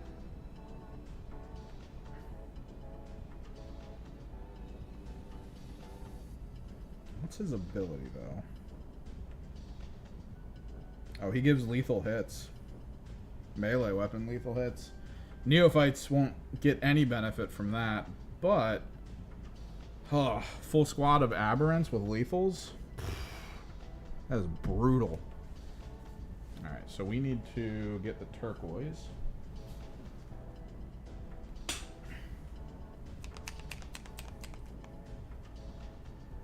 Where are the pickaxe users? There. And there.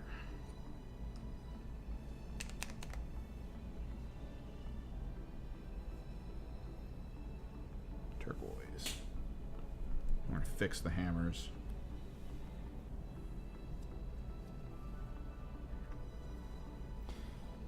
Yeah, the Necromunda games that my local store put on, the one that I go to for my 40k stuff, they seem really fun. They do. I can't deny them that. They do actually seem really enjoyable. Let's get this turquoise.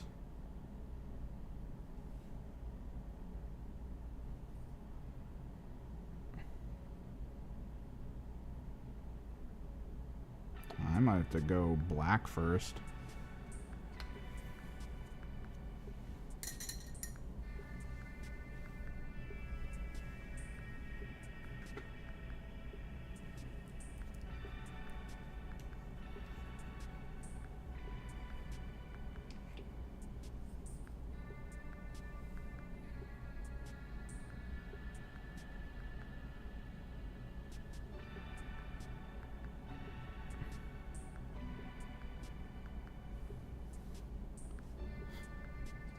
Probably, though, the best way to describe Necromunda to a person who's like, maybe I want to play Necromunda. What do you think? The description I would give them is I watched maybe like 6 or 7 people who've never played Necromunda before get talked into it. They got talked completely into it. They spent days learning how to play. They kept meeting up at the store to paint, to talk about their units, and, you know, get into the overall, like, hobby side of it while simultaneously getting into the narrative side of it. Like, oh, my leader has an eye patch because she lost her eye, blah, blah, blah. And, like, they got really into it. Like, absolutely, like, full-blown, we love the narrative, we're gonna build the world. It's going to be this really cool, fun game we're all going to keep playing. And as the narrative progresses, it's going to reveal some fun stuff about our teams. There was a spot on our local Discord where people would write the stories after each game to be like, oh, the grenade exploded in his hand, and oh my god, all this crazy stuff happened. So they put all that time, all that effort, and they haven't played since. They played like 3 games each and have not played since. Cause like they're just like, that was fun. I'm gonna go back to, you know, games where my grenade launcher guy won't kill my whole team by accident.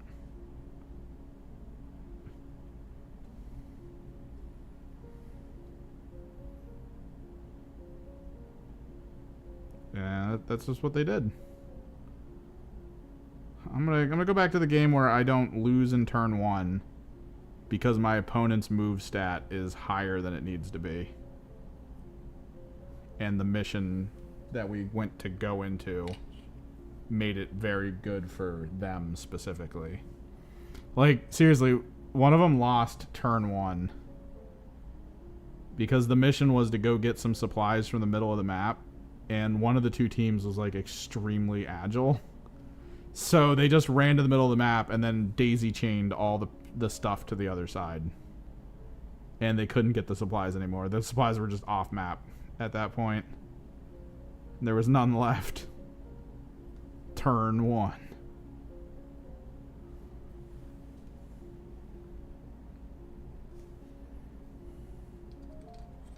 That's bonkers to me. That's even like legit allowed. Alright, while we wait for the matte black to dry on these guys, so I can fix them. Let's take a look at a Ridge Runner. Which means I need to batch this out.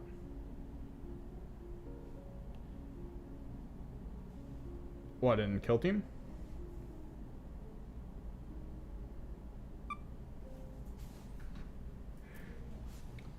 Huh. Did not quite see that. I was looking through some stuff, but I've been spending most of my last 4 days combing through all of the leaked rules so I could try to get this video done. I've only occasionally looked at the book. Oh, you can get your Skaven points. I've only occasionally looked at like the news posts. But if there are now teams that actually have different move stats, that's kind of huge. Let me look at this. Move 7. Move 7. That's actually really cool. I like that.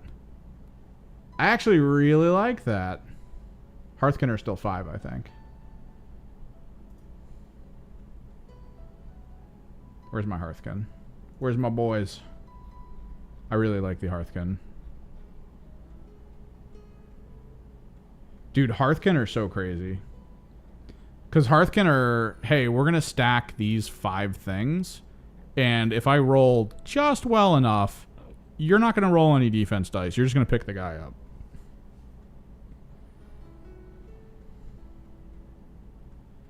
Like, the game is turn 1, try to get grudge tokens out there, even if it involves you sending a few of your units up to die. And then once all the grudge tokens are in place, turn 2, spring all the traps, wipe out all the opponents. You could do, I think I did like 15 damage to a person. Like AP2, just 15 damage. Just blah. Ended their existence with barely a roll. I fired my plasma gun at a Drakari, not one that had an invulnerable, just a regular one. And it's basically AP2. And I was like, all right, let me roll this. I rolled 2 crits, 2 normals. The opponent had 2 grudge tokens on him, so it was 4 crits. Oh my god. It's so crazy, man. But yeah, Hearthkin, 5 inches. 5 inches. I wonder, do they still have the, hey, you can't hurt me that bad thing? Oh, they might have lost it. Unless the whole faction gets it now. And it's just in a different part of the information. Because the Hearthkin were all about, hey, I'm on this point. I'm on this marker. You're going to do 1 less damage to me in melee, which was really cool. It actually helped a lot.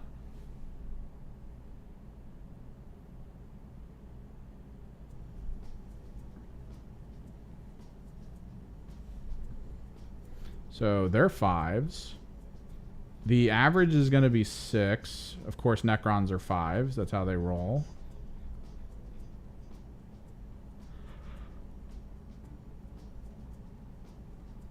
I want to see what the jump pack trooper for the Hearthkin is. Because the Vespids are 6, right? I think Vespids are 6, which is crazy to consider that something with wings is slower than an Aldari. Yeah, Vespids are 6.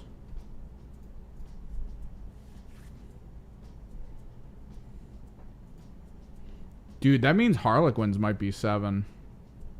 They're still gonna need they're still gonna not need fly. They can't use fly. They have to use flip. They have to use the flip belts. There's no way that Harlequins will feel good to play if they're rocking the frickin' 7-inch movement and fly.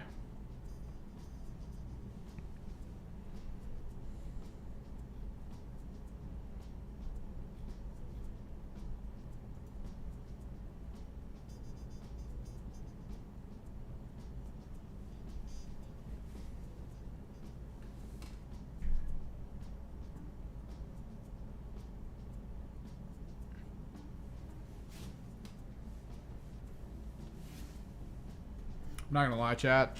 Once this is done, I don't really know what we're gonna do. I think I'm okay doing the, let me get the, actually no, we're gonna grab this guy over here. Uh-oh. That's not a good sound.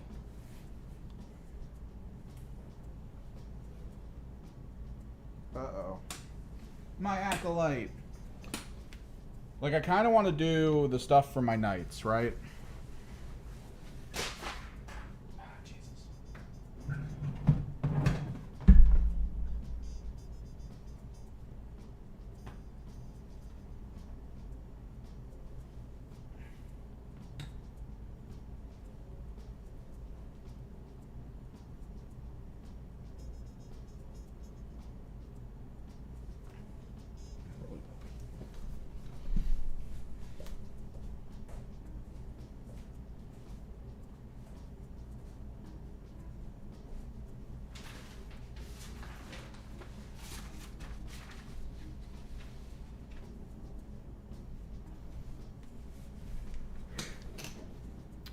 This guy.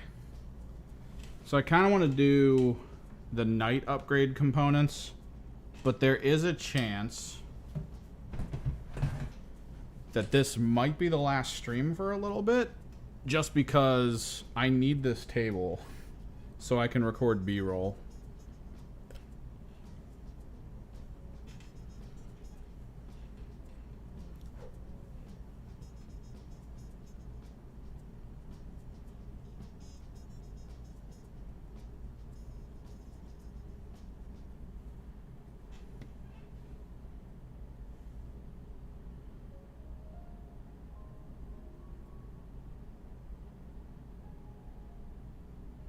Because I really want to go ham on making videos.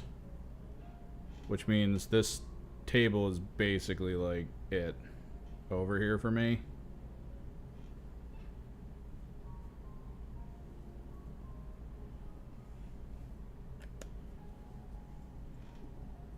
Which means I have to clear all this off. I have to clear all the airbrush tools, all that stuff. I have to get all of it off.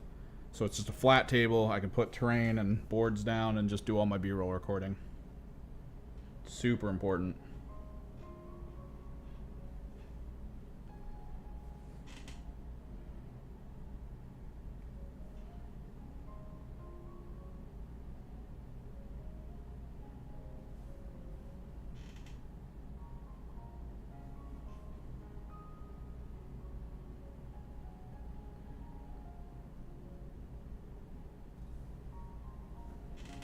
But maybe that'll spark a fire under my ass to get more games played, get more recordings, get more strategy video going.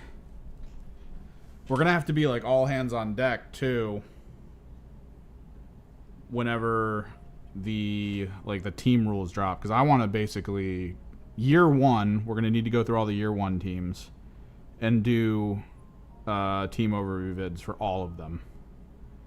We're going to need to figure out a format that works, that's quick, while not losing too much of the visual aesthetic of what I try to do on this channel.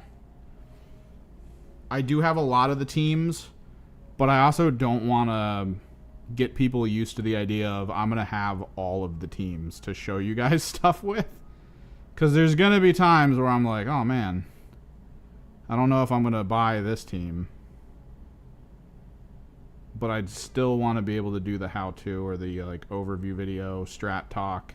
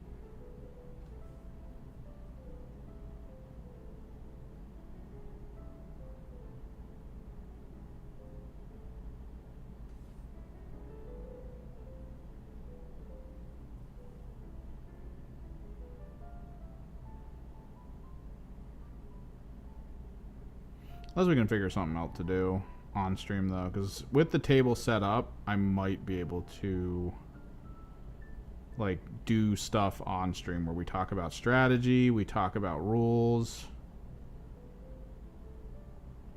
And I can have, like, on-screen visual, or, like, on-camera visual stuff to be like, hey, let's talk about this kind of an interaction. We can do more of, like a live coaching kind of thing. People can ask questions, and I can see if we can go through and solve for any of the issues that they might be having.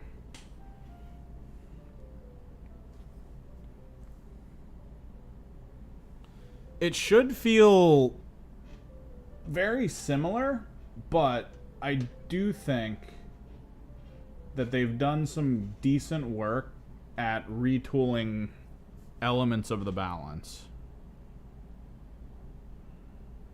In particular, you'll have... I'm still looking around to see if let me try this guy.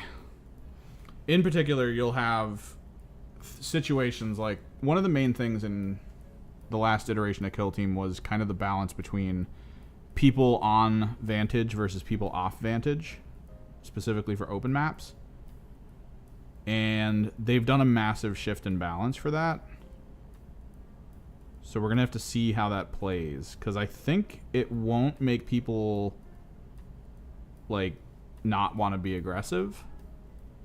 I think people will be completely fine, like, running out behind some terrain if there's a good sniper sitting on top of a building. It won't feel as bad.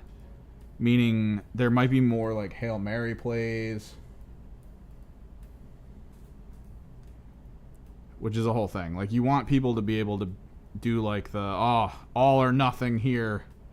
If I don't do this, I lose. If this actually plays out well and I utilize this terrain well, the way I'm hoping it works, then I might win.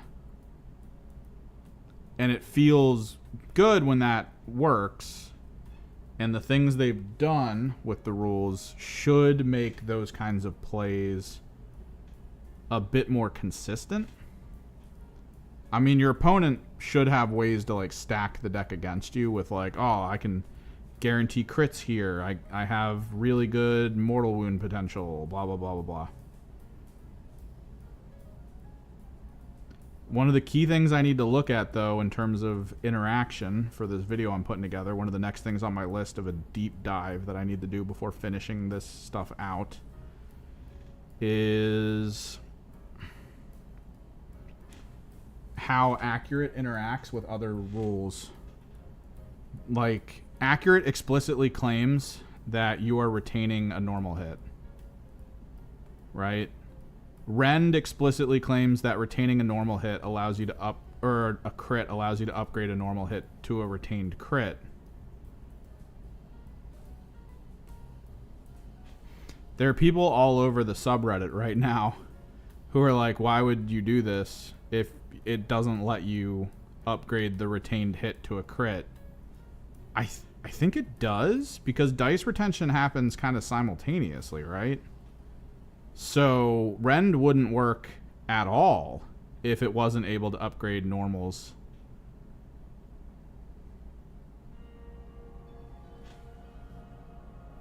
Like, because then all your normals would be retained as crits. Or is it the act of retaining the normal? Like, it... That's like the thing I'm kind of hoping they talk about. Because probably not. Maybe as a way to, like, keep the balance in line. So you're retaining the normal, but you never rolled it, right? It's hard. Let me, like, while we wait, because I have maybe one more thing to do to this. Let me pull it up. Glossary. Okay, so Accurate. You can retain up to X attack dice as normal without rolling them. If a weapon has more than one instance of Accurate, yeah, whatever. But you can retain up to X attack dice as normal. Alright? Normal successes. then you go to rending. If you retain any critical successes, you can retain one of your normal successes as a critical success instead. In my head, this plays out where, let's say you have 2 hits, a crit, and then you accurate normaled, right? That's all you have, is a crit and an accurate normal. The rending terminology makes it seem like you can retain one of your normal successes as a critical success instead. I feel like that means, since it says normal success, critical success, that this has already been retained, which means you can upgrade something that has been pre-retained as a critical. I think this is going to be a gray area for some people. I think most people are going to be like, oh, I assume it's this and blah, blah, blah, and that's it. But I feel like, because the way it's supposed to work is if I roll attacks, like if I roll 4 dice, I roll them.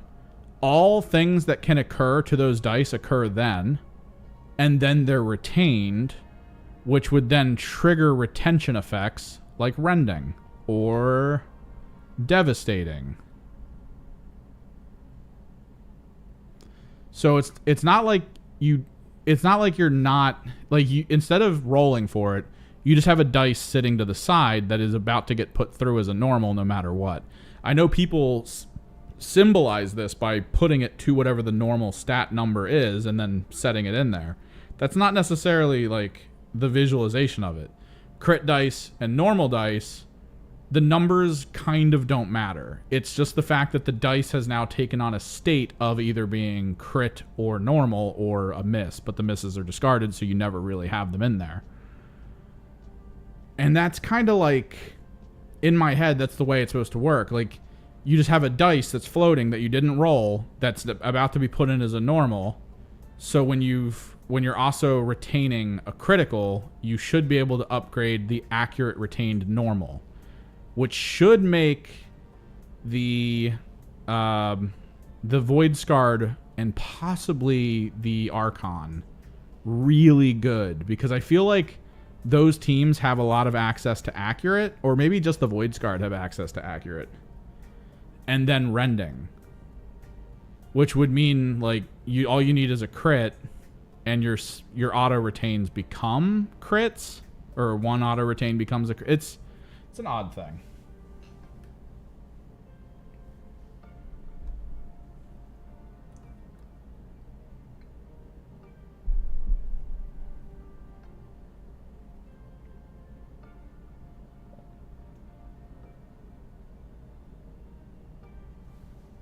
What do you mean mobile shots for heavy weapons? An operative cannot use this weapon in an activation. Are you talking about the heavy dash and all that? Because that technically heavy was always dash. Like heavy dash was technically the rule. Heavy now is actually worse than old heavy. But I have actually seen, I think they revealed it to us, heavy reposition. Someone had heavy reposition, which means you cannot dash, but you can move, which is weird, but I also kind of get it.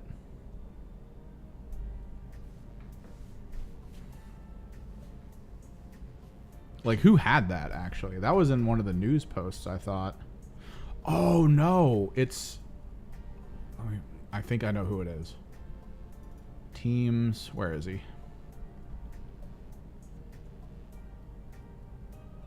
Oh, no. It's not him. It has to have been something that was revealed then.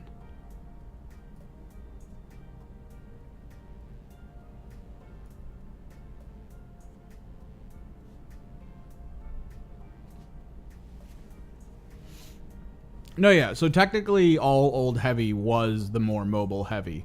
But, like, you look at an Aquilin Marksman. Aquilin Marksman has heavy, and it's just flat.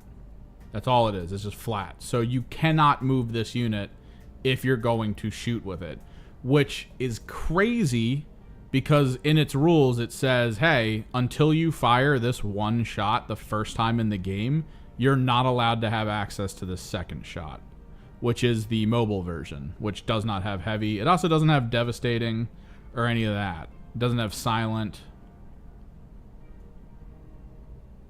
But there was one character that I saw. I thought it was... me take a look here. Heavy dash only on the Vespid Longwing. Yeah, it's in one of the Warcom reveals. It had to be a recent one. There was one of the characters in the Warcom reveal that was like, hey man, heavy reposition. And I read that and I was like, what are you talking about? What do you mean heavy reposition? So you're saying I can't dash. Interesting.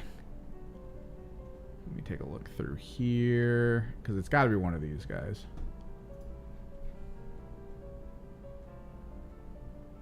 Dude, that's Space Marine Captain. Hot Lethal 5. I think it's crazy.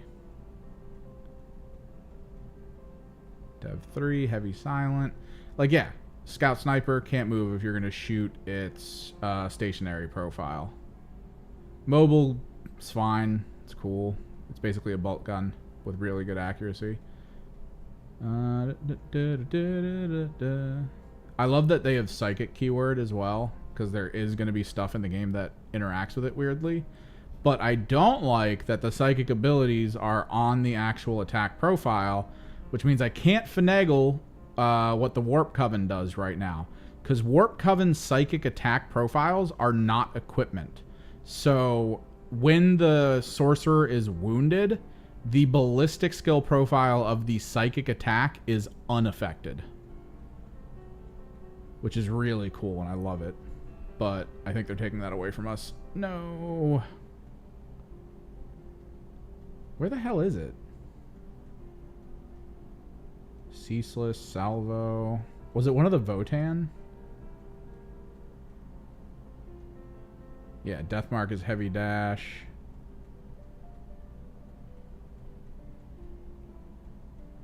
No, it's not the Votan. Is it one of the Chaos kill teams? I swear to God, there was heavy reposition. I actually saw it. I thought that it might happen, but I was like, there's no way. And then I saw it. And I was just like, why would you do that? I don't know. I don't know where I saw it at this point. Death's Core Spotter, heavy dash. Rending Shock. Brutal. Oh, dude. The Navi sound frickin' the Breachers, they sound really cool right now. I'm glad I built them. Was it the Inquisitor? No. Someone had it. What the hell? I just went through all the lists. I didn't see any.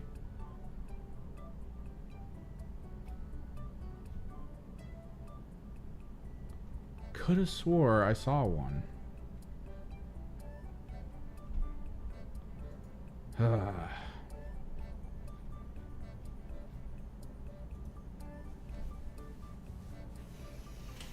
So most snipers are only heavy, which I think is a good nerf to snipers, because I feel like snipers are about to be really strong, like way stronger than they probably should be.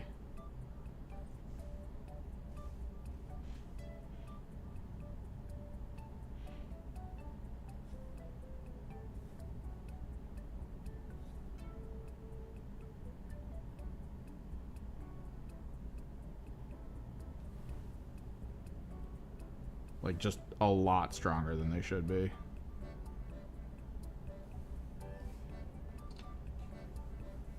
gonna have to water down some of the phthalo blue that we're gonna be putting on this.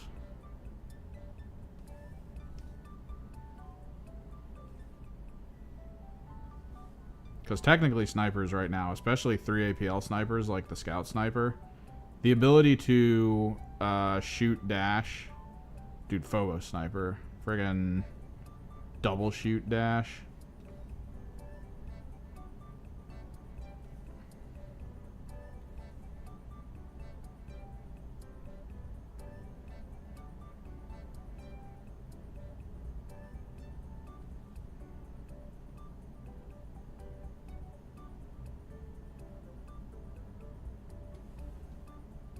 I will say, even as a person that used to abuse the hell out of some of the rules that we were given, right? Like, if you guys watched my Hive Fleet versus, well, Hive Fleet Rip versus Phobos video, you would have seen that my sniper, like the Phobos sniper, what I did with it with the heavy terrain, where I just kept it completely across the field and was like, if I can see your model, I can hit it. It has to be in cover, in conceal, or I'm going to be able to shoot it. And I told my friend this. I was like, that's how this works. And he was like, okay. All right, while that dries, let's get these done. And even with that knowledge, he just couldn't do anything. Like, he had to take the shots in order to go do other stuff. And he couldn't return fire. He had all these warriors with, like, good weapons, like ranged weapons, and he was just like, I can't even return fire. I was like, yep. That has to feel so bad. Like, straight up, that has to feel really, really bad. I'm glad it's kind of shifting. Because silence still seems to persist on a lot of the scouts and the snipers. So they'll still be able to do the whole thing of sitting in cover and just screwing people over. Just shooting all day long. Which, I mean, that's what they need to do. It's their job. They're not really going to help with the objectives. The objectives are all now in the middle of the field.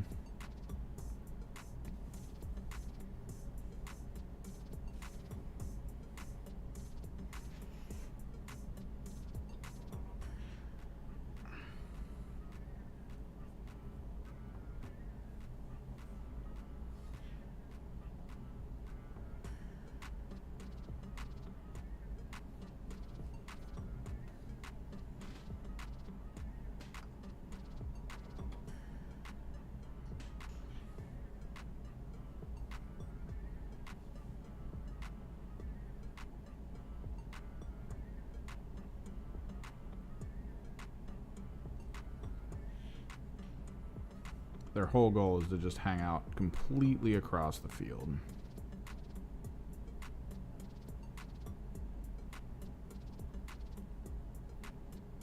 Be fairly safe. There's probably only a couple teams that's going to be able to get around that. Mandrakes might be one. Maybe.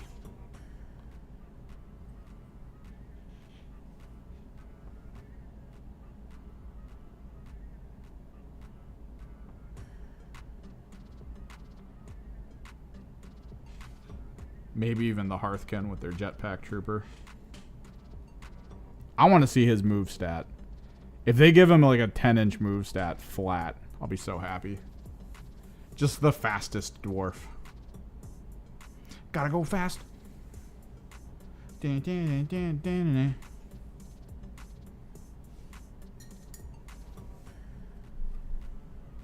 should have painted him like Sonic the Hedgehog. They're the ideal team to be painted like Sonic the Hedgehog. Just blues and whites. A little bit of gold here and there.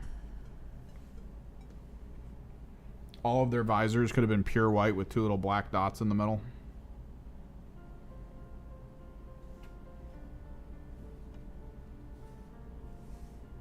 Alright, we need to try to dilute this a little bit. Kind of work up to it.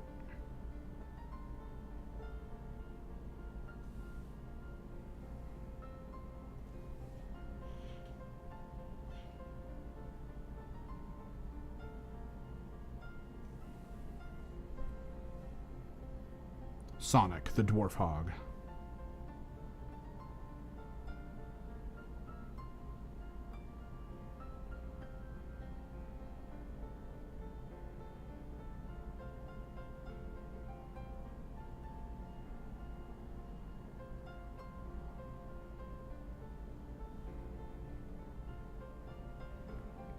Dude, I mean, that's it. The last game that I saw on War Games Live before I decided to go live was Votan.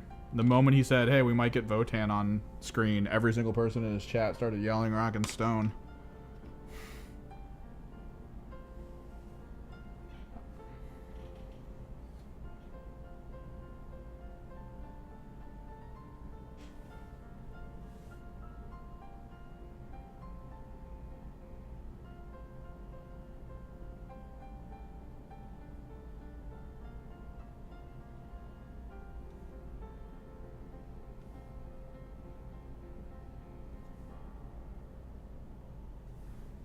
This is a hard medium to work with. You should not try to paint with high flow paint if you're aiming to be like serious about what the colors are going to be.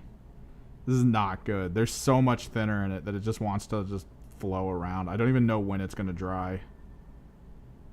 And I need to get the pink down on it.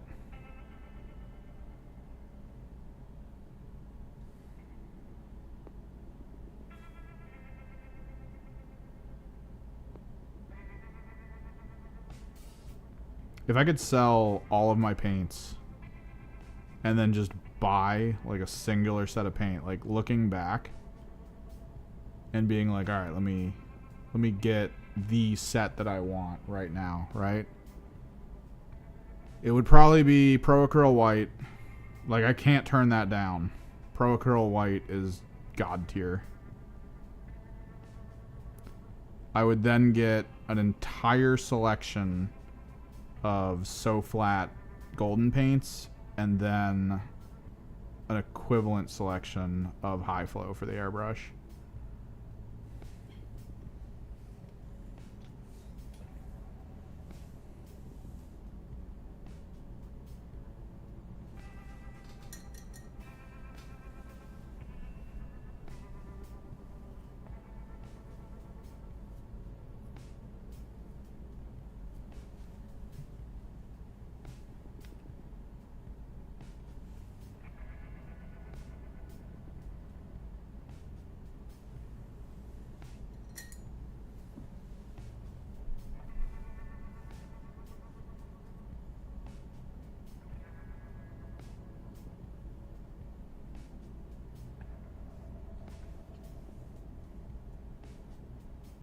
I think this guy's just about done.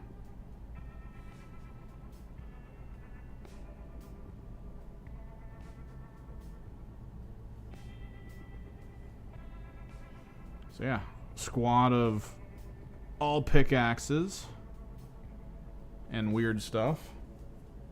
A squad of all hammers.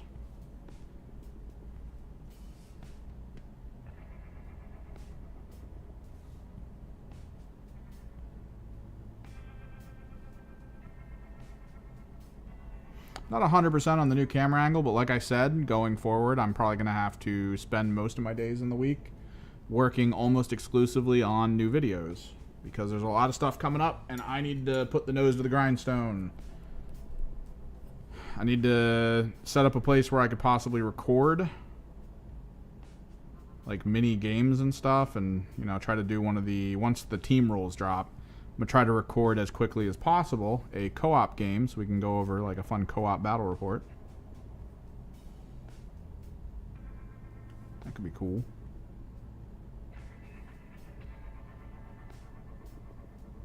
I need to check their website to see if they do have a section that's like, hey, if you're media and you want access to cool stuff, fill out this form. I'll probably do that. Because I'm getting tired of watching just random people be like, hey, I just got the Hivestorm box. And I'm like, really? And they're like, yeah. Let me get these rules. Let me do these videos. It's like, oh man. I have to run off of Reddit leaks. And you actually have the physical models? No. All I want, honestly, like right now, all I really want is the deployables. The deployables and the tokens. Because I have B-roll written down to show you guys, but because the tokens are different sizes, like the objective tokens and stuff, it's going to kind of be a bit hard to show you exactly what's supposed to happen. I gotta see if I have 40 mil tokens just sitting around.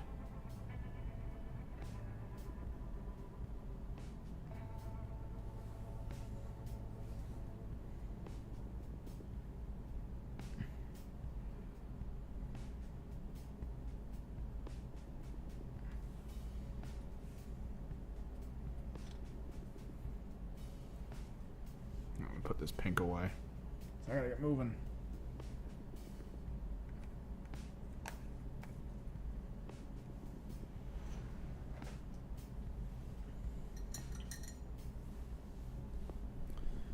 GSC, though. Who would have guessed? Who would have guessed? Not me. My friend talked me into picking them up. And now we have them. Full-on GSC team.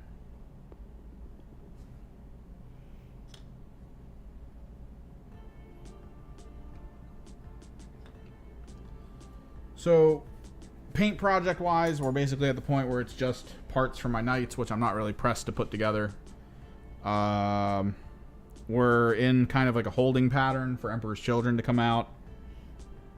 Specifically because they said nothing new is getting released till next year. So, like, what am I gonna do with that whole? I want to paint these. There's no reason. There's nothing for me to do until that happens. We could do a test paint on something. My issue is I wish I knew the units that the Emperor's Children were getting, right? If someone could definitively tell me Emperor's Children are getting obliterators. I have 4 obliterators right now that I would 100% put through like the test of what I want for these types of units. I would buy blacklight LEDs, all the components I need to install the batteries into their bases. I would set the bases up properly so that the light comes up from the front, maybe even the back. I could do like a multi thing. I would paint them separate from their bases because that's the way I think I'm going to do it. I'm never going to glue the unit to the base until one's done. Like the unit gets glued to the base after both are painted, right? Like the base is done, painted, it's good. That'd be funny. I can't take knights though. As GSC, right? Like you can't really take knights. That'd be cool though. Nah, the knights are for my chaos. They're just my chaos knights, and it's just different weapons that I needed that I didn't want to have to buy a whole other despoiler to get. Although that could be decent to have. It's just not worth right now because we have Emp Children on the horizon, and I have a Mouse Drain Alpha on the horizon, which we all know. Friggin' Mouse Drain Alpha is going to be like $50-$60 for one unit, so I have to drop money on that just for one guy. Looking forward to it, chat.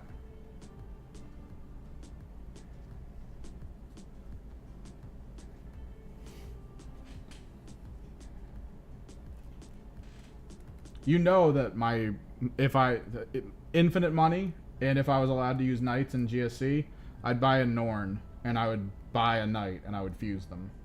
The Norn would just be like componently a knight. It would have the shoulder pads, the guns. It would have like arms coming out to hold the guns. It'd be crazy looking. Thanks for hanging out. Thanks for chilling. Pay attention to the Discord. Hopefully I'll start getting some videos going. I do not like the Inquisition, mostly because I feel like in every story I've ever read about them, they tend to do more harm than good. But, I mean, it's the 40k universe. Everyone sucks. But yeah, we can chill there. We can talk. Any rules questions, anything going up. But, like, I'm probably going to need to clear this table over the weekend and turn it into a recording studio table. So, this might be the last time we talk for a while, unless something crazy happens and I really want to stream it. Till then, though, guys, thanks for hanging out. Thanks for chilling. Later.